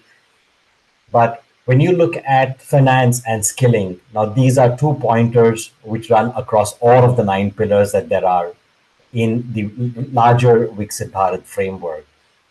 And I'd like to touch upon skilling, to a large extent as a basis of the conversation today, which is very important for all of us from an economy standpoint, which is the most important for you all from an academic standpoint, especially, we have future leaders here in you all. I'd like to kind of look at some of the opportunities, right? I'm absolutely not really going to talk about, in depth about technology. But if you actually just take a step back and look at whether it's half full, glass half full or half empty, when you look at metaverse and spatial computing penetration across the board in Indian industry as of now, you look at, as an example, if there is 30% penetration that we have right now, there's still a potential for 70% growth. If there's 2% in a certain industry like finance and banking, there's 98% growth opportunity. And hey, if you actually look at the entire mix in here, agriculture does not even figure in there, which is a prime driver for our economy even at this point in time, and will be a lot more in the near future when we look at an impending food crisis globally when we look at it. But our penetration of technology is very, very minimal. Not even 2%, right? Not even 1%, I would say. So that's the opportunity that I would actually look at and would like to call out. And if you look at a projected growth of 40% from 2024 to 2030, that's really huge. Now, this is something that I'm pointing to about, hey, now you all as future leaders, y'all are the ones who are actually going to graduate. Y'all are the ones who are actually going to be there as part of the workforce. Driving industries, driving employment, generating employment, or being employed as well. This is where you actually see the growth. I'd like to touch upon another point in terms of Gen AI, because that's a hot topic for all of us, right, across the board. We hear a lot about it. We read about it all the time across the board. the same way, when you look at an opportunity right now, when we are actually saying it's only a 24% penetration in the Indian market right now, and everything that I've put in, I know I'm part of the business schools. I'm not going to focus much on technology, but I'm going to focus much on in terms of the industry growth. And if you look at the Gen AI adoption that we currently have in India at 24%, that means you have a huge 76% of an opportunity as well. So bottom line, what I do want to point out is there's still a lot to be done in terms of our market penetration, even in terms of technology. No matter what, technology is the prime driver to a large extent across the board for every economy. So I would definitely encourage you all to kind of take a look at the other side in terms of, hey, where is the potential for growth as well, where you all as as somebody coming from the business, perhaps not everybody will be from technology, but even if you're looking at it from a business standpoint, even if you're looking at it from, say, accounting or healthcare or teaching or consulting, there is a certain opportunity, and there's a huge opportunity from an Indian growth standpoint. And that's an immense one. Given our population, given our growth trajectory, given where we are going from now and the way forward as well. Is all there. Of course, if you're looking at the figures, it's all there on the screen for you all. If you're looking at a 359 billion to 400 plus billion growth in Gen AI alone from now until 2030. So a big market in there for us to actually drive, for us to actually contribute. Do not look at it from an employer. I think Professor Aman touched upon it. It's not about employment. It's about how you can help create opportunity as well for yourself and for others. And I'll talk a little more about it on my next slide.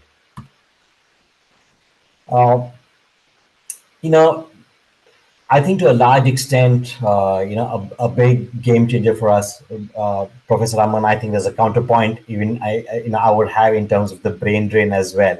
And I did have that on the slide in there. And if there was no brain drain, experts actually say that we could have actually added 15 to 20 billion annually if people would not have actually moved out of the country for whatever reason. Of course, there will always be brain drain. It's not that people from Europe or North America do not actually move out or do not migrate for one reason or the other. There always will be. But to minimize it, I think there's a lot that we would actually need to do in terms of creating a culture of innovation, investing a lot in our higher education, providing financial incentives, creating those employment opportunities as well for us to be able to retain talent and to help reverse brain drain, because I think that's very, very important in terms of driving our growth as well, because there is a certain red flag as well when you actually look at and that these are World Bank stats that we actually have. Graduate employability actually improved from 34% to 51% in the last decade, which is fantastic. But 51% is actually a red flag. And the question goes back to each one of us, and I would have asked the same question when I was a student about, hey, how who's going to help me get there? Is it just going to be the university? Absolutely not, right? It's all walking the path together. Again, picking on what Professor Raman said, I think it's important for each one of us to continue skilling ourselves and learning that delta as well, or skilling up on a certain delta, which is very, very important, because everything just does not come from one channel alone. It's we ourselves as individuals actually need to go that extra mile and that last mile as well, and that actually helps us.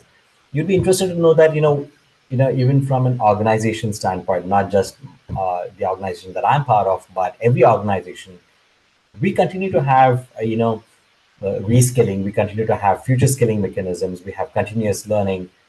And these are all for people who've been there and done that. They may be, in different professions and different specialties. But the reason we actually have that is because each one of us continues to, learn and needs to continue to learn and needs to continue to skill up, because that's what it is. It's all about knowledge. It's not all about our skills.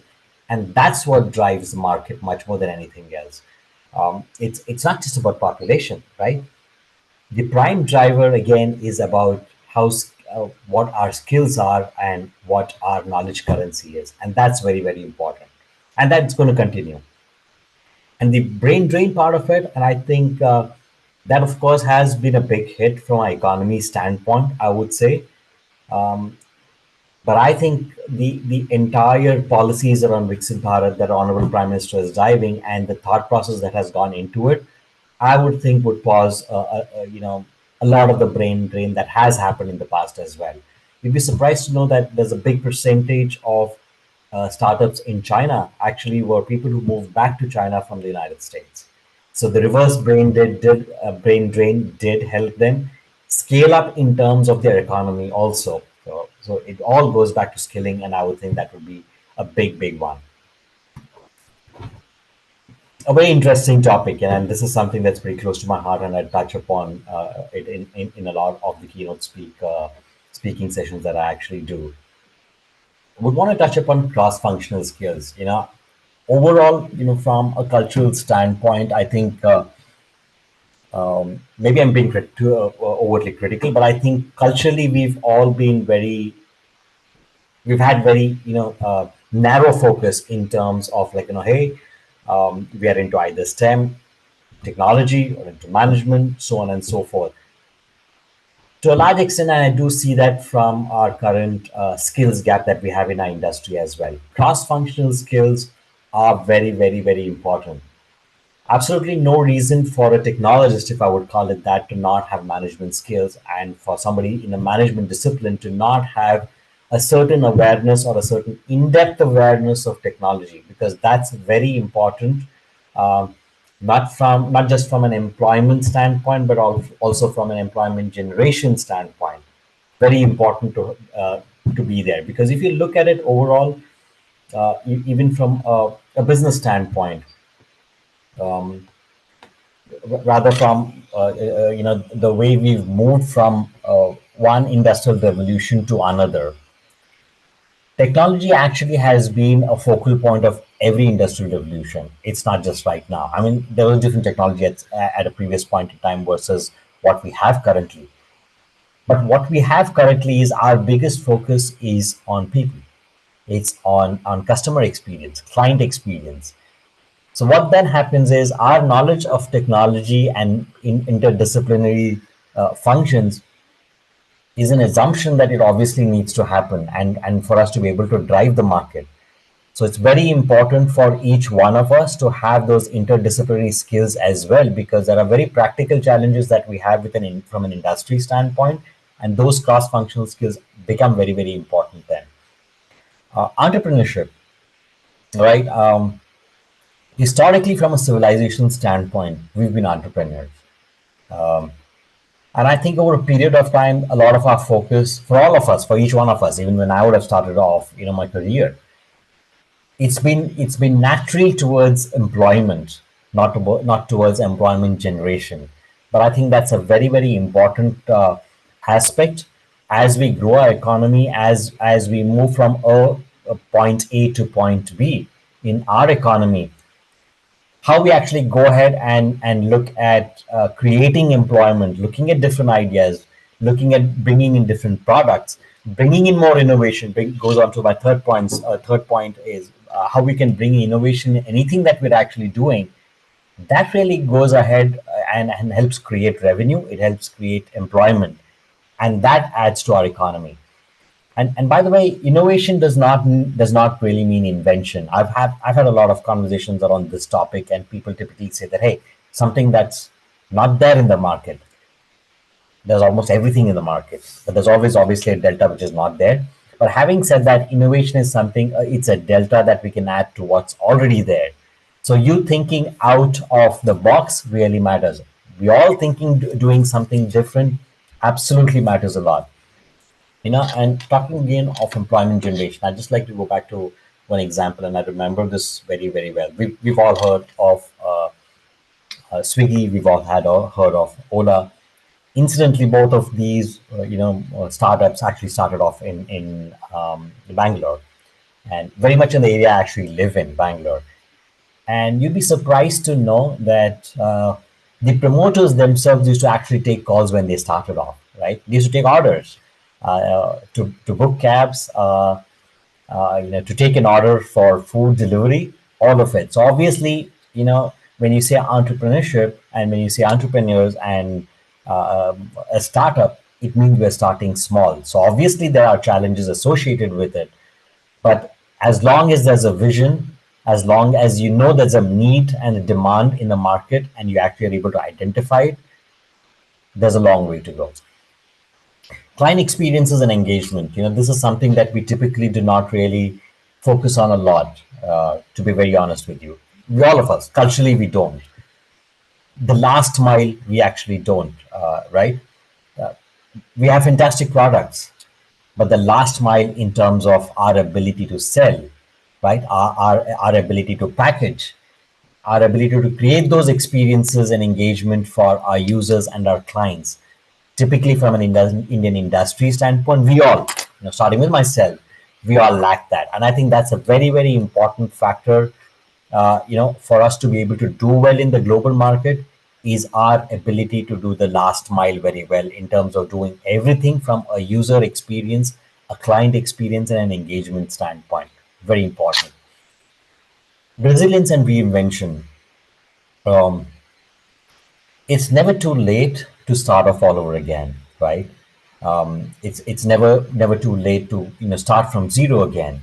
That's how all businesses, that's how all industries, that's how all employment as well actually begins, because at some point in time we need to go back and reinvent ourselves and do something differently, also do something completely different for us to be able to succeed. And I think that's a very, very important one. And I'd also like to tie in the value part of it. I know our honorable chief guest as well mentioned about it, and the honorable vice chancellor as well.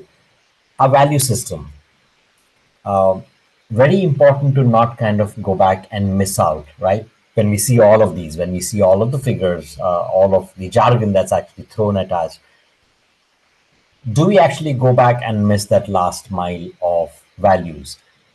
It's very core to our civilization, and I think absolutely we should never be able to kind of focus lesser on that. The emphasis is always on our values. Never miss out that part of it, because that's something that's going to help us be resilient as well. It's very much inherent part of our value system, and we should not be able to lose that part. I just want to touch upon this one, and I just spoke about it in terms of our focus from a cultural standpoint, where it has been largely around employment for a couple of decades now, where we need to focus a lot more on, first of all, the last mile, the next on how we can create employment and products. If you actually look at it, and this is a case in point where we failed, right? We are a country of 1.4 billion, and businesses growing in every way. But our focus largely has been on services. I think that needs to change. That's my personal opinion. If you actually look at the figures, we have, India has 4 supercomputers, but the United States has 161. We're almost that close to Poland, while we should be in the top 3, right? So our mindset towards products, towards creating revenue, towards creating employment, is a very important factor for taking us to the 2047 deadline of being VIKSIT Bharat. And you all, as future leaders, are the prime drivers of that. Thank you. I think that's all I had. But happy to take any questions. Y'all can reach out to me on LinkedIn, and happy to go back and talk to you all about it. Thank you.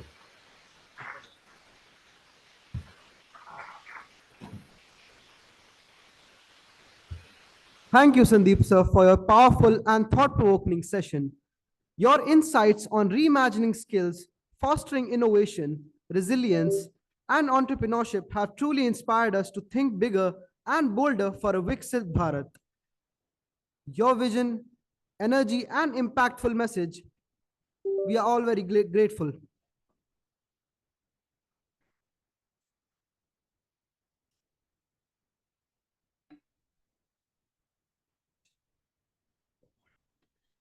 It is a matter of immense honor to introduce our next speaker, Professor Arhan Thapit, a renowned expert in international business and economics. He is Professor and Dean of the Faculty of Management and Law at Nepal Open University. Professor Thapit has the distinction of being appointed the first full professor of management in 2019 and took on the role of Dean in 2023. His academic journey spans across Nepal, India, and the US, where he pursued studies in management, journalism, and global trade, equipping him with a unique and diverse background. Professor Thapit specializes in international business, strategic management, and human resources, and is celebrated for his innovative case-based teaching style, a method accredited by Harvard University and IIM Ahmedabad. Among his many accolades, Professor Thapit is the recipient of the prestigious Dean of International Peace Prize in 2019, underscoring his commitment to fostering knowledge and collaboration on a global scale. Please join me in welcoming Professor Arhan Thapit.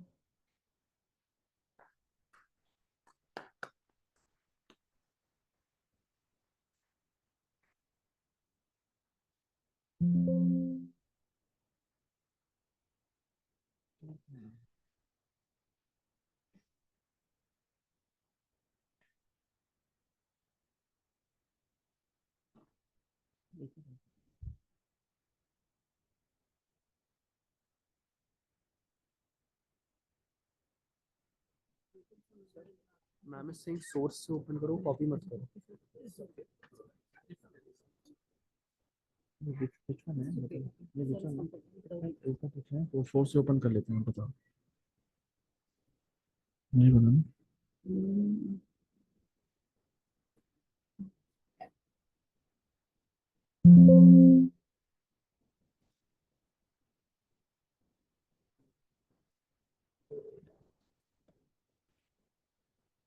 Copy सही नहीं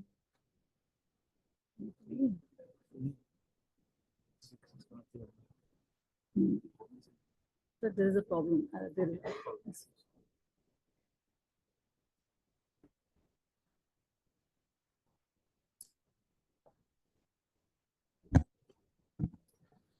All right, thank you, everyone. I'm so thrilled to see students here in this auditorium. So, dear students, are you tired? I'm sure you are not. You are full of energy and enthusiasm, aren't you? Okay, so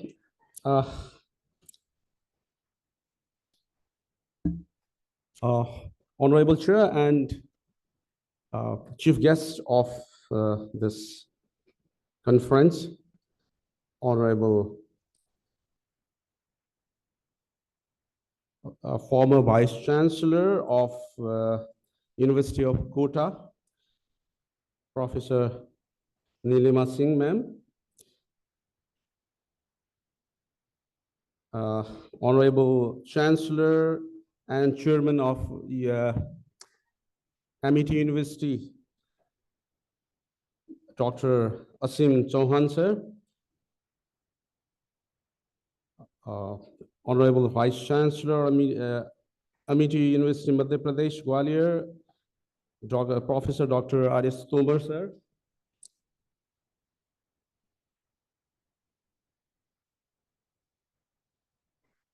guest of honor, Professor Aman Agrawal, sir, Director and Dean of Indian Institute of Finance.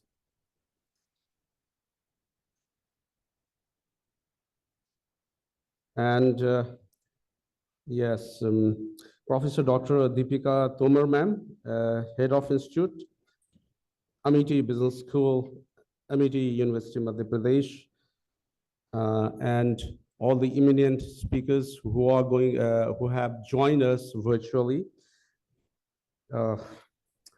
Well, it is, and also dear students and ladies and gentlemen, it is both an honor and privilege to address you today at this international conference with the theme of immense importance, immense significance, VIKSIT BHARAT, role of Indian business.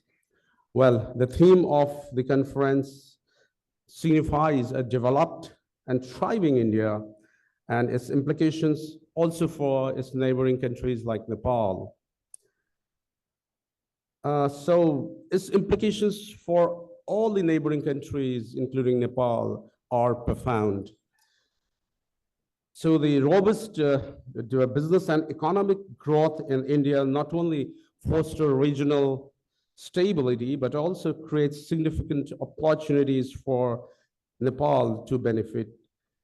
The flourishing Indian economy serves as a catalyst for trade, investment, and collaboration, which are essential for Nepal's own development trajectory. Therefore, I would like to speak briefly on my topic, harnessing the spillover effect of Indian economic development for Nepal's growth. That is my topic. I try to be very brief. I have only one slide here. So the entire slide it is here, right? So here, please let me speak on Nepal's strategic position between two of the world's fastest growing economies and most populous countries, India and China. As we explore the potential of spillover effects from Indian economic development, it becomes clear that Nepal stands at a unique crossroads, poised to leverage its geographical and cultural ties for mutual benefit. The strategic position of Nepal is very important topic here. Well, Nepal, with its rich cultural heritage and strategic location, can act as a bridge between India and China in a more effective way in the modern times.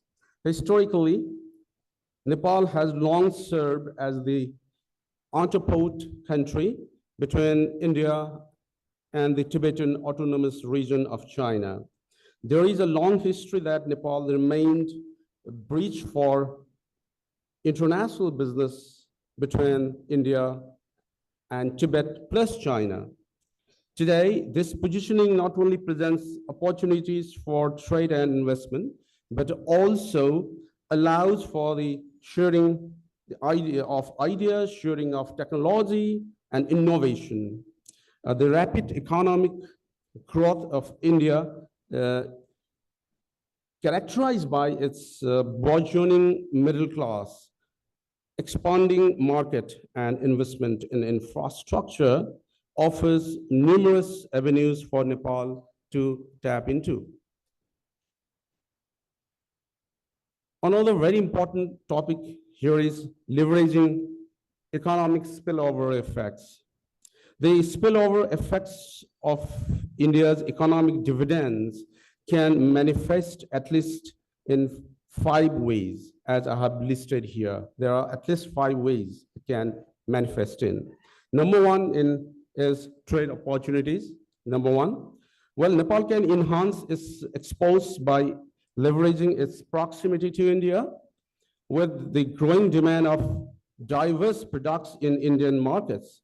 Nepalese goods ranging from agricultural products to handicrafts can find a lucrative market in India.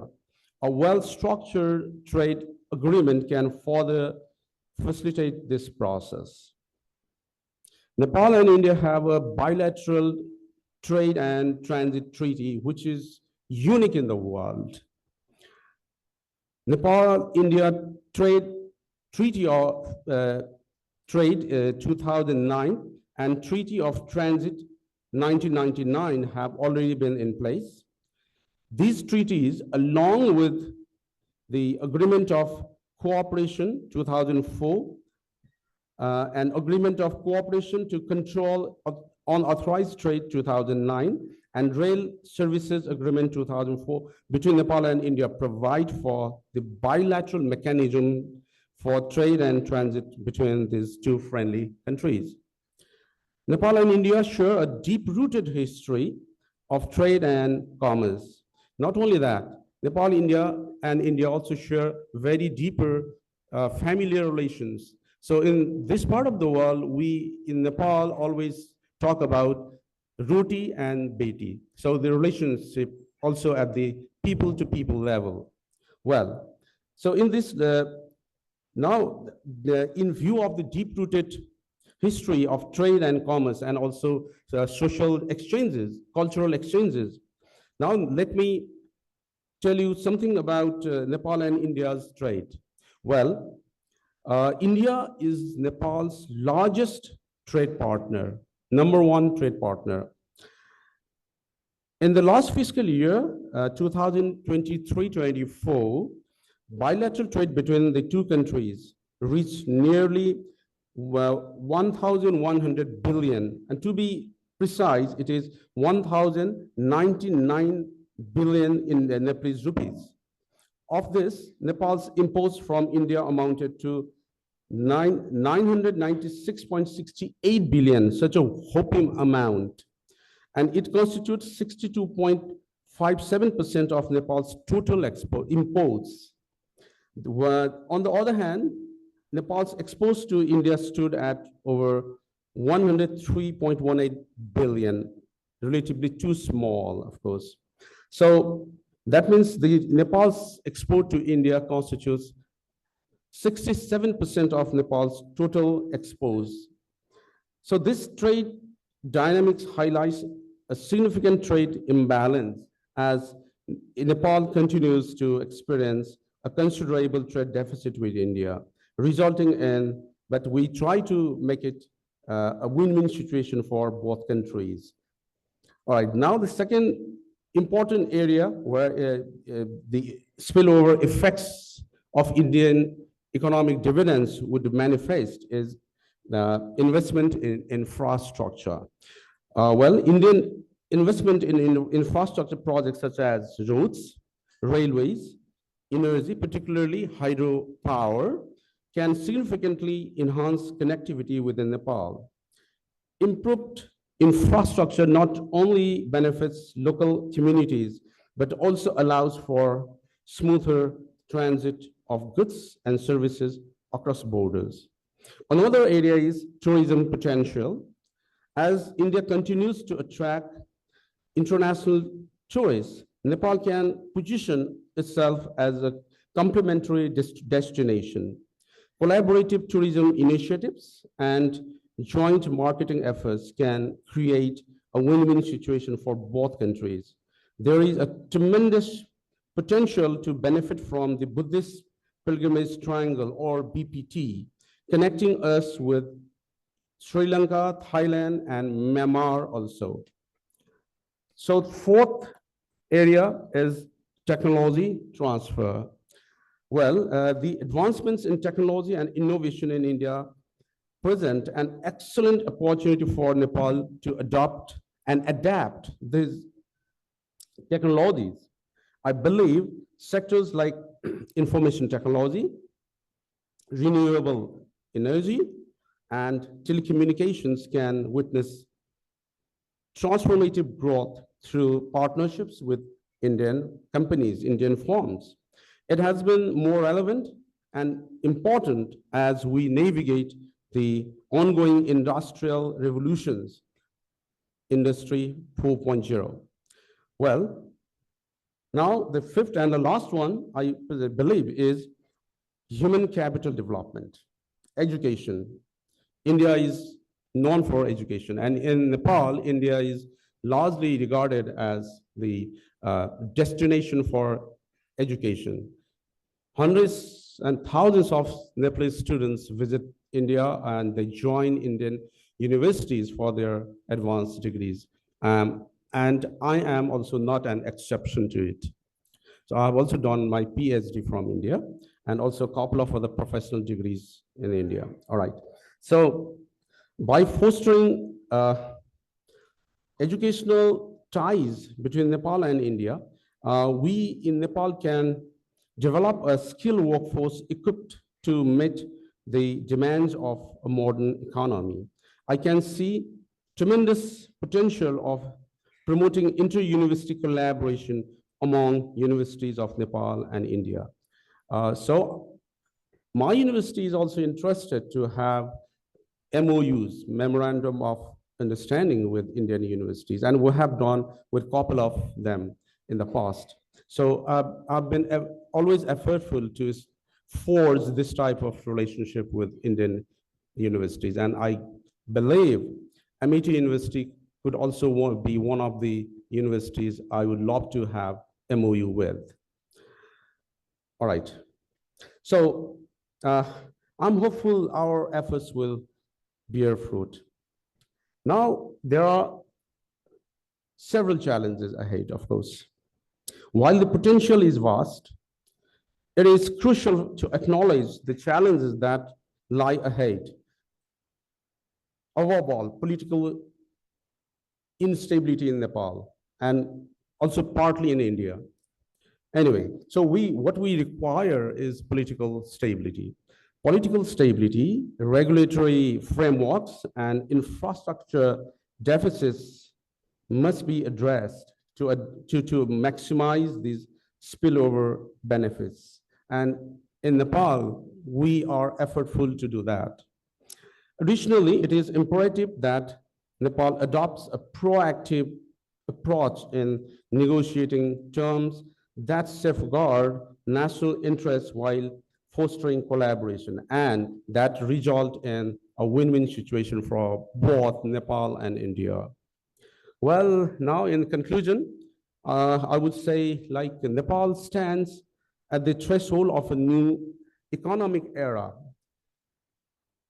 one that can significantly shaped by the spillover effects of India's economic development. By fostering strong bilateral ties between Nepal and India, embracing opportunities and collaboration, and strategically positioning itself within its dynamic region, Nepal can realize its full potential, and we expect support from India. Let us work together. Let us work together to ensure that the benefits of economic growth in our neighboring giants translate into meaningful progress for the people of Nepal. Together, we can create a future that reflects our shared aspirations and ambitions. Thank you, Amity. Thank you, everyone. Thank you.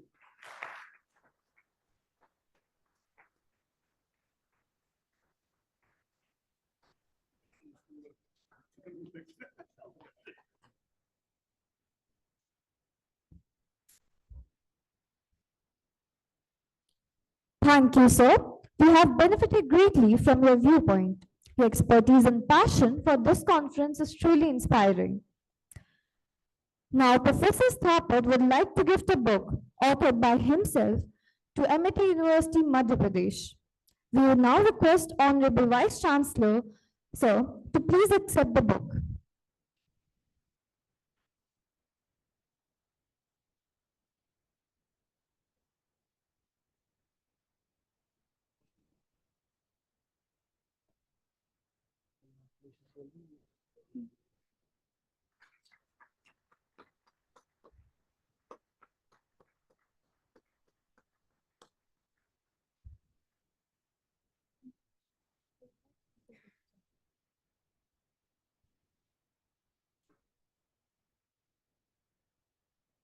Thank you, sir. Ladies and gentlemen, it is my privilege to introduce our guest of honor, Mr. Anup Swarup, Chairman of the Center for Global Non-Killing, Hawaii, and Founder Chairman of the Global Knowledge Alliance, Melbourne, Australia. A distinguished scholar, peace advocate, and a visionary leader, Mr. Swarup's illustrious career spans over 4 decades, marked by his contribution as an educator, civil servant, poet, and social entrepreneur.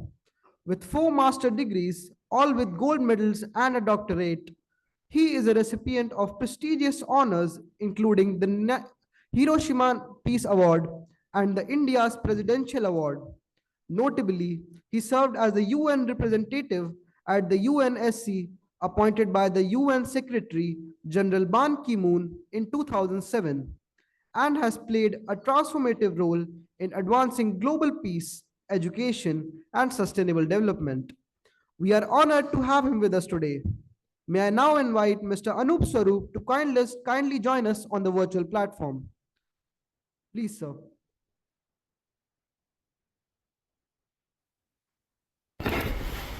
Namaskar. Let me compliment MET Business School Gwalior for having thought of VIKSIT Bharat and the role of Indian business as a topic for the conference.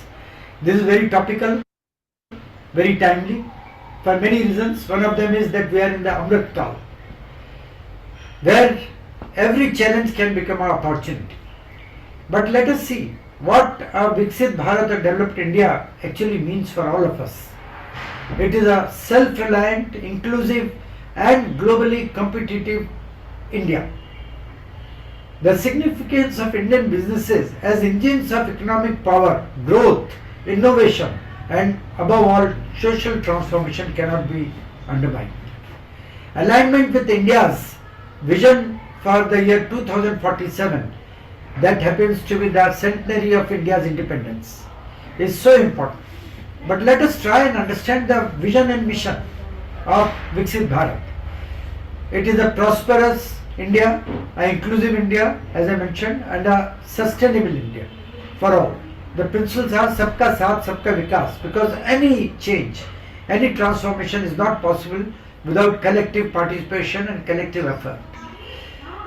You know, economic growth is possible with equity and inclusion. There has to be social justice. And when it comes to social justice, it has to be only through empowerment of the masses. Let us see how environmental sustainability can play a role. To my mind, it's not a negative factor, it is a positive factor for change. Also, we need good governance and also transparency when it comes to economic inclusion, when it comes to industrial growth, transformation. It's not possible without these. And all this has to go hand in hand with human development and skill enhancement. There has to be innovation and entrepreneurship, because youth are the agents of change. They also create employment. It's not the government alone. There has to be cooperative federalism and there has to be regional development. But all this is possible without, in a India which is honest, integrity is most critical, values are at the core of it all, and which is corruption free. All this can be done, and it has been done, if youth in our country take it upon themselves that they will be the engines of transformation. As you all know, this change is happening. It's like a tsunami which is going to take over us. There is a digital transformation, there is artificial intelligence, this is an era of technology, era of bioengineering, genetics. It's changing so fast that we do not even realize. But at the core of it is the human effort. And when I talk of the human effort, I should mention that very recently, as the Secretary General of Asia Pacific Universities, there are 7,000 universities in the region.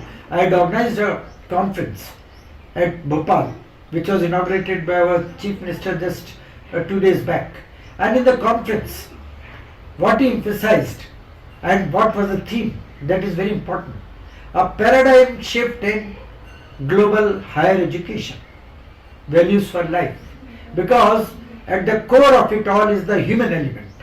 Because, as we say in India, aham parma brahma. It is possible to achieve greatness by changing yourself. And if we change ourselves, we can change our society, our country, our nation, and also the world at large. And this is possible only when youth, they become the engines of change. The role of Indian business in nation building cannot be undermined.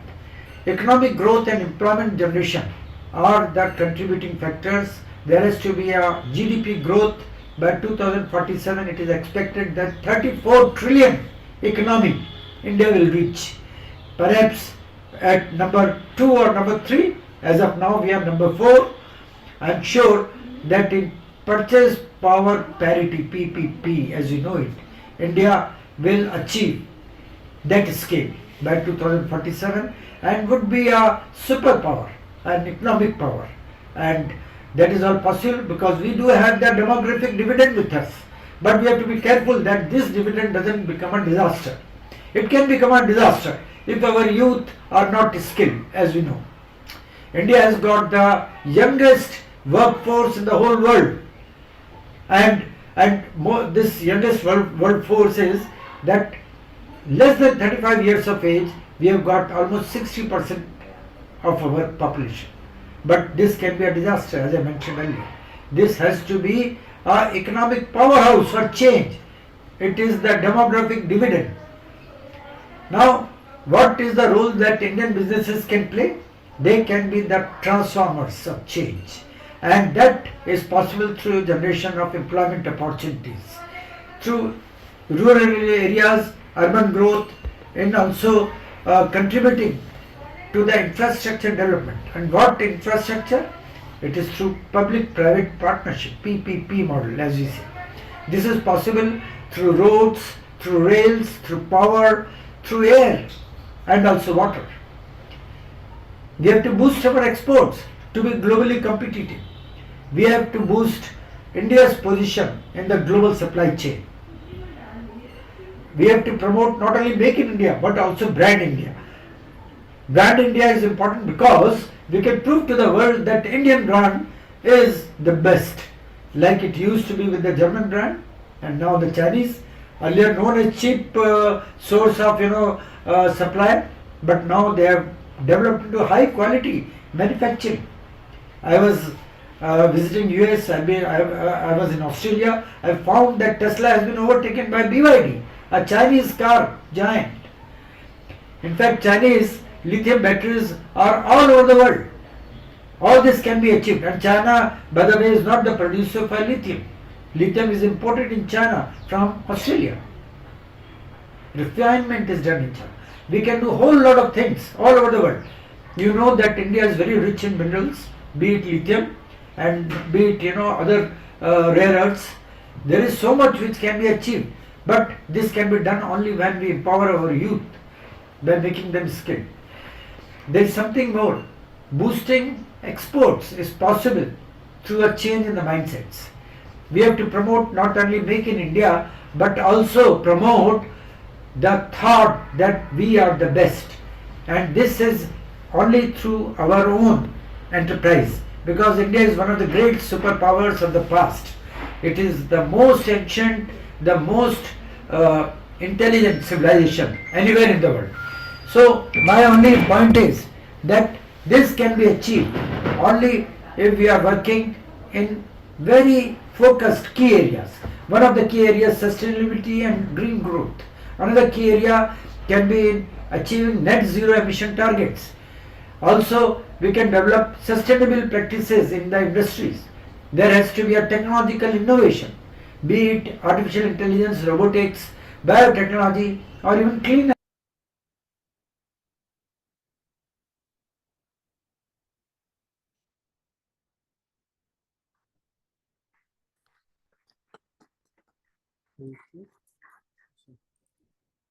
Your perspective has deepened our knowledge. Thank you, sir. It gives us great honor to introduce our next esteemed chief guest. So, guest of honor, Dr. Michael Keppel. Dr. Michael Keppel is an accomplished academic leader and director of higher education consulting, specializing in curriculum transformation, learning design assessment, staff development, and online learning. With leadership experience at 7 universities and full professorships in 2007, he has made significant contributions to higher education and educational technology. With over 100 publications, 5 edited books, and 50 keynotes delivered in over 20 countries, Dr. Keppel is an internationally recognized thought leader. His work reflects a strong commitment to innovation, collaboration, and cultural diversity in advancing global education. Sir, we welcome you to our 11th International Conference and request you to grace us with your presence on the virtual platform. Please, sir. Thank you very much. I'll just share my slides here and we can go from there. So hopefully they're coming through and you can see those slides if that's good. So thank you for the invitation. I'm delighted to be here today. I've been in awe of the presentations that have come before me in terms of the concepts for taking India further in the future. What I'm going to look at today, I'm in the business of education. And so I'm going to focus on that and look at it from the university setting in terms of that side. So I'll look at the influential trends shaping higher education now and into the future. So this is a little bit of a roadmap for what we're going to look at today, the trends and goals and what should we align with in terms of the business of education, in terms of the university setting. One of the big things I'll look at is the UN Sustainable Development Goals, OECD and EDUCAUSE, and these are reports that I'll show images of. I'll look at life skills because I think that's a key part of what we need to be doing in university to help our students when they're going through university, but when they graduate as well. Looking at changing and rethinking our assessment and our feedback, and looking at the fact that we need to look at upskilling and reskilling by anywhere, anytime learning. The Sustainable Development Goals, I think, are a great framework to look at, and I'll look at the quality education side as we're going through here. So with this one here, in terms of looking at this, and it's an excellent framework to examine in terms of looking at to ensure inclusive and quality education for all and promote lifelong learning. Now, that's a key aspect, being inclusive of all of our students and to actually then have the quality of education that we can actually continue to learn. Give you an instance of that. I've studied a long time, but I'm also back studying now. I'm taking a graduate diploma in corporate governance, an interest area for me. So even at my age, I believe I need to think about different things in different ways, and I like to test myself. And so I do see myself as a lifelong learner, and I think it's very important to look at that. If you're studying now or if you're graduating, think about that your study and your learning never stops, and it should never stop because you're reinventing yourself, you're rethinking different concepts as you're going through. These are some of the reports that I've come across that I think are particularly good in aligning with the Future of Education and Skills, Education 2030 by OECD, and also to the one by UNESCO here, which is a very topical one here in terms of the guidance for generative AI in education and research. Again, this is one of the big areas in education that we need to utilize, but we need to tame, and we need to actually have as a collaborator for what we do, both in our education and research in going forward. And this is particularly important in the next steps, if you like, for what we're looking at. A couple of these reports, one's done in the US and one's in the Australasian area, but EDUCAUSE Horizon report, and I look at this report every year.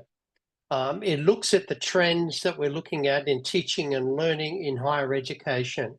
And some of the aspects I'll look at today are some of those trends that we'll be going into in a moment. Australasia and the ASCLIDE Association that I've been associated with for a number of years is looking at reframing that for the Australasian setting and actually looking at how we can actually look at this innovation through disruption, particularly with the technology and the different frameworks coming out in higher education pedagogy as we're going through. Now, what I wanted to look at first of all, and I think this is such a key one, life skills, and it means exactly that. These are skills we have for life, but we have to keep utilizing and going forward with. This is some of the work that I did at Taylor's University in Malaysia. So I've worked at a number of different universities. I've worked in Hong Kong, I've worked in Malaysia, in Australia, and studied in Canada. So again, I've got some experience in different places. One of the things that we did in terms of, and I was in our leadership role there, is looking at the graduate capabilities of students. Now, they're very important, and most universities look at this, graduate capabilities, graduate attributes. The big difference we did at Taylor's University is that we had this as our guiding principles for assessment. We actually assessed all of these as well as the achievement of all the academic side. So if you look at these as the discipline-specific knowledge, you're looking at the problem solving, critical thinking, creative thinking skills. Within the class, we had instances where we had written communication, but also verbal communication, and they were assessed. We would assess for lifelong learning. And a couple of the big areas that we looked at were emotional intelligence, personal competencies, social competencies. And these had to do with really looking at how we actually interact with people and how we actually interact with ourselves. One of the trends coming out of the Horizon report was the mental health of our students and staff in universities. This came a lot out of during the pandemic, but it's still continuing. And it's something that is so important. And these are transferable skills in terms of what we're looking at, entrepreneurialism and global perspective in terms of what they're examining. And as I say, we actually assess these. So students, when they graduate from Taylor's University, got a transcript with their achievements plus how they did in their graduate capabilities. Now, the reason why this was important is this is what industry was asking for. So industry in Malaysia was asking for students who not only had great engineering skills, great architectural skills, but they also had a lot of these particular skills so that they could actually market themselves and then interact with the companies that they were working with. So this to me is a winner for going forward in any setting, in the university setting, but also too thinking about your own skill set if you're about to graduate. How can you do some of these? Look at micro-credentials, look at MOOCs, a variety of different areas. This will set you apart no matter what country in the world you're working in. And these are so important in terms of that side. To give you a bit of an idea of what we thought in terms of the importance of this, we looked at life skill modules that were core modules in all of our degree programs at Taylor's University. And so these were ones that were used by medical people as well as for educators, architects, engineers, etc. So it was a cool toolkit of the most essential life skills that you would come across. And so you're able to navigate this VUCA world, the volatile, uncertain, complex, ambiguous. And it's even getting more complex and ambiguous and uncertain and volatile, as we know. So we need skills to actually navigate our environment when we graduate. And we need to learn these in the university setting and having them as part of that. And as I say, in being in the business of education, I think this is so important as we're going through. The other one that I wanted to look at was assessment, and I call it assessment for learning here. And this idea of authentic assessment. This is about empowering the learner by engaging them in real life situations. And the idea of that they're engaging in worthy problems or questions of importance. My dream would be that every student who does a particular subject in the university has one assessment item that is about a real life situation where they've actually looked at a problem in their local setting or wider, and they work with the industry to try to solve that. Now, the dream would be if you can mobilize students to undertake real life situation or worthy problems or questions of importance in any country, it will actually mobilize a workforce going forward in terms of solving those problems. And it begins, I think, in the university setting. This real life situation where you're solving those problems that we need to solve wherever we are, whether you're in Australia, Malaysia, Hong Kong, or in India as we're going forward. Unfortunately, what we do with our assessment these days, and it's still worldwide, the most often used assessment, which is assessment of learning. Now, this is a type of assessment that is summative, so it comes toward the end. It certifies the student learning, and it looks at tests or exams and marks or letter grades. And the feedback is in that form of marks and grades. Now, it doesn't give us a lot to work with if that feedback is only in marks or grades. It's still the predominant form of assessment. We want students to have a threshold of work that they can do, but we also want them to continue to learn, and we need to teach them how to continue to learn. To do that, we need to change some of these ways that we're assessing. We need to shift from a summative to formative. That means we're giving assessment before they're graded. And we're looking at making judgments on descriptions, which are useful for the next stage. So assessment tasks that are set up that you can actually build on is particularly good, but it focuses on feedback to enhance individual students' learning. So if you give feedback, they can actually take that and take it forward. But it also, what it does, it teaches students how to be a professional in any setting that they're working at when they're in the real world settings. Because when they obtain feedback by their manager, their supervisor, or co-workers, they can act on that and weigh it up. And so we have to teach those particular ways of accepting feedback. So there's assessment of learning, which is predominant. There's assessment for learning, and assessment as learning takes it a further degree, where we look at actually students as active, engaged, and critical assessors. Now, they're monitoring their own work. We're doing more self-assessment. We're doing more peer assessment. And that's a key point in terms of building that capability for when we graduate as we're going forward.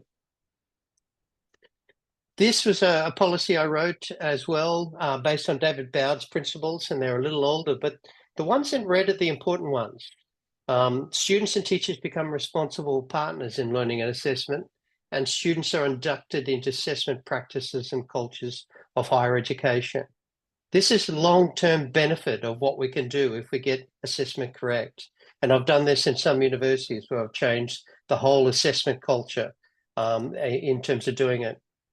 We've got generative AI coming in, and this is in May 2023, and we know AI and generative AI has come a long way. These are the stages we were going through in higher education for a while, but we're firmly in to number 6 at the moment, rethinking what we do, how can we embrace generative AI, and how can we use it in assessment? And I think it has a lot of potential. We've gone past this idea that we don't use it. We've got to embrace it and look at it and still keep academic integrity when we're looking at what we do, because we can solve more problems using it this way. This is a big thing about assessment that I like to examine. It's a great quote. Indeed, it could be said that an institution, culture, or society encapsulates its conceptualization of learning and its future citizens by how it creates and uses assessment. So it is a challenge in any setting, but it is possible, having done this at the institution level for a number of universities in terms of what we're looking at in terms of that assessment. If we look at then feedback, and this is a research topic that is very contemporary at the moment, feedback as feed forward means exactly that. You get feedback, but you act on it going forward. And the idea is that it has the potential to have one of the biggest influences on student achievement. So if we become good at giving feedback and students are using the feedback, then that's a win in terms of what we're looking at. However, the part in red is interesting. Despite recognizing the value of feedback and commonly voicing dissatisfaction with the quality and quantity of feedback received, students often appear to make limited use of the feedback. And this is by Winston and Carles. And it's a very interesting point that we have to teach students how to use that feedback. And again, this is in the university setting, but also professional setting as we're going forward as well. This is what needs to happen, that feedback cannot take place without students' active involvement in what we're looking at. And this is important whether we're at university or whether we're in a business setting as well. Last point I wanted to look at is about upskilling, reskilling. Anywhere, anytime learning. As I mentioned at the start, even at my age, I'm looking at learning different things in a formal setting. I do that totally online, and we still have interactions and rich learning in terms of doing that. So the anywhere, anytime learning are skills to learn for lifelong learning. You look at the spaces that we can look at using, and I look at spaces or learning spaces very generally, that they're physical, blended or virtual learning spaces that enhance learning or motivate learning, or where the teacher and student optimize those affordances, which are the capabilities, if you like, or action possibilities of that space for learning, and that they're very authentic in terms of that. If we look at the on-campus learning and teaching, you've got that mix in a blended learning environment between the online learning and teaching spaces, formal on-campus teaching spaces, and informal. And this has to continue in terms of what we're looking at for building the capability of students in working in these environments, but also allowing them to upskill when they need to, when they graduate, and reskill as well through a variety of methods. You can have the institutional blending. You can also have the blending of teaching through the different affordances of technologies and different learning as we're going through. You can look at it at the micro level where you have very active learning in there. And that's another presentation, if you like, in terms of the pedagogies, but the interactive learning, the network learning, looking at with other students, learner-generated content, and authentic assessment need to be in there as we were looking at there before. If we then go to the educational ecosystem, and I think this is an important one where we're looking at, what came out of the pandemic is that every university needs to have an online campus.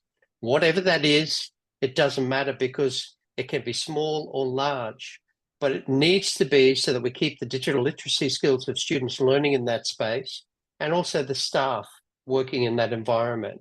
So you can see there's some options there, micro-credentials, assessment-driven courses, what I'm doing at the moment, postgrad, domestic students in my own country, and also different areas there.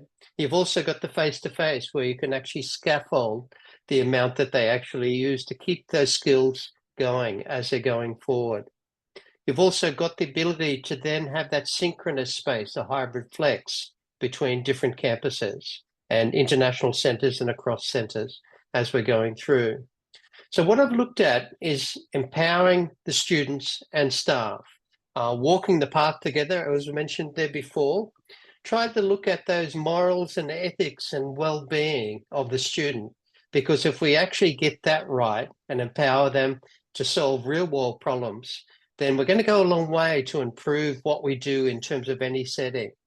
Also, the biggest challenge, I think, is if we can bring in assessment tasks that students work on at the university levels where they're working with industry to solve real world problems, I think that's going to be great. And my next role I'm going to here very soon in another setting, that's what we're doing, working with industry, working with the setting up the assessment so that they can actually then partner to solve the problems that they have now, but into the future as well. So I'll leave it there. I've gone a couple of minutes over, but thank you very much there for attending.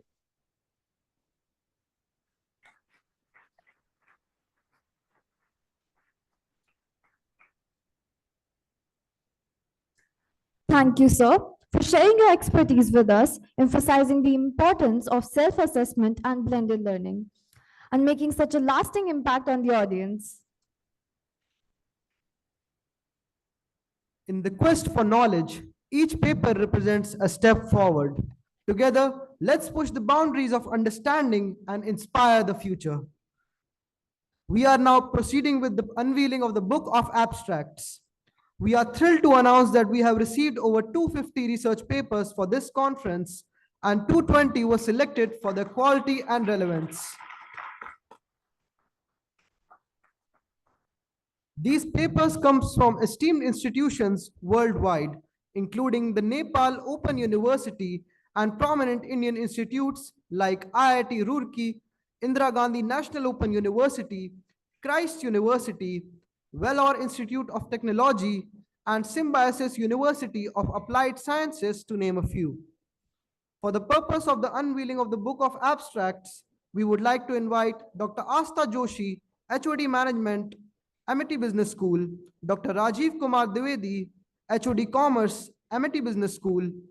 Also, I would like to invite Dr. Pooja Jain and Dr. Umesh Gautam, the conveners of this conference, to please come up on the stage.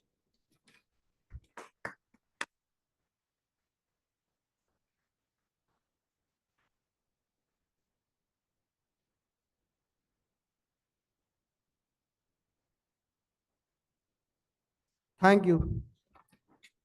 To conclude this formal session, we would like to present mementos and extend a heartfelt thanks to all our esteemed sponsors for their generous contribution and unwavering support. For special acknowledgement, we would like to invite our main sponsors on the stage. Mr. Darpan VIKSIT, Director of Top Rankers Supergrads.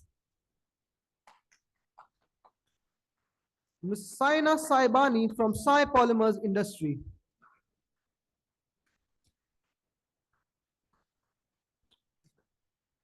Mr. Sajal Bansal, Director of Bansal Wealth Management Services.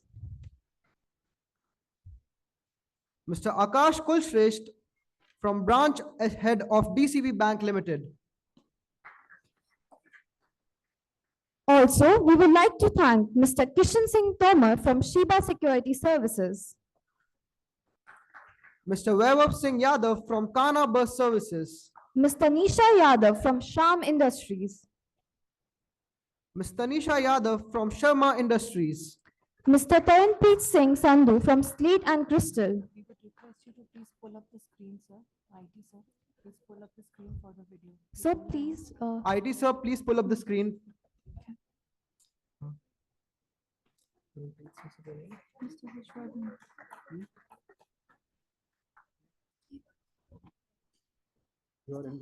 Mr. Vishwadhan. Mr. Harshvardhan Tomar from Tomar PG.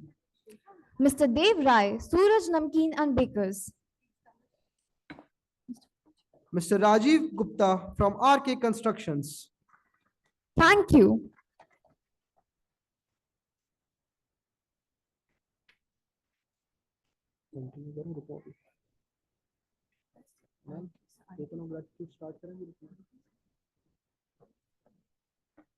We would now like to present tokens of appreciation to our esteemed guests, symbolizing our gratitude for their presence and their invaluable contribution for today's conference. For this, we would like to invite Professor Dr. R.S. Tomar, Honorable Vice Chancellor of Amity University, Madhya Pradesh, to felicitate our chief guest, Professor Nilima Singh, former Vice Chancellor of University of Kota, Rajasthan. Please, sir.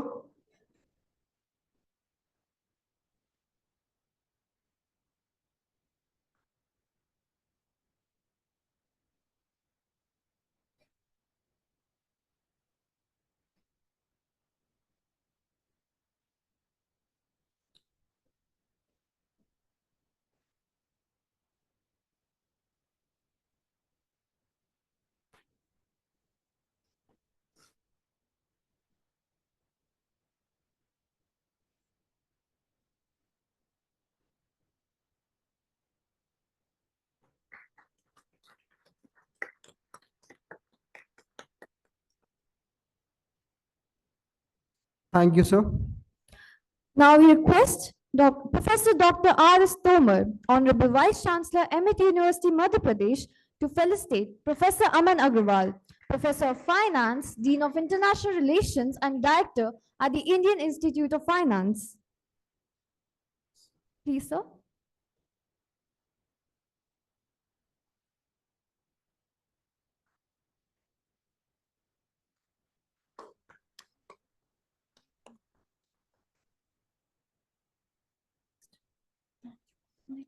Thank you, sir. Now we would like to invite Dr. R.S. Tomar.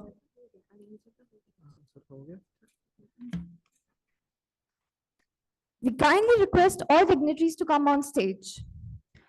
We would now like to invite all the HOIs, HODs, faculty members, and all participants to join us on stage for a group photograph.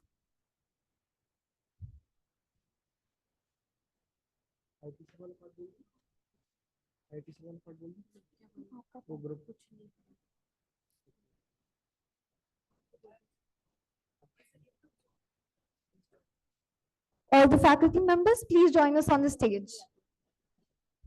All the directors, HOIs, and of different departments also please come join us on the stage for a photograph session.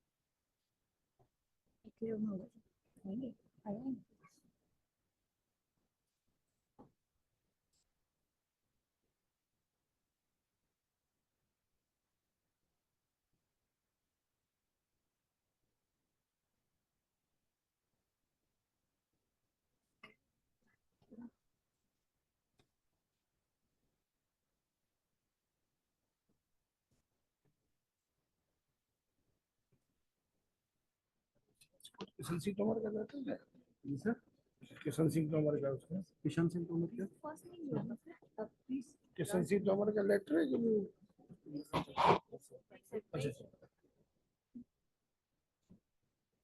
With that, we've come to the end of the inaugural session. We deeply appreciate your time, and we are deeply grateful to all the dignitaries and guests for their presence and inspiring words, and to everyone who has contributed to this momentous occasion. As we move on to the next part of our program, let us carry forward the insights and knowledge shared today. Thank you. The dignitaries are now requested to move to the VIP lounge for lunch. The students will remain kindly seated.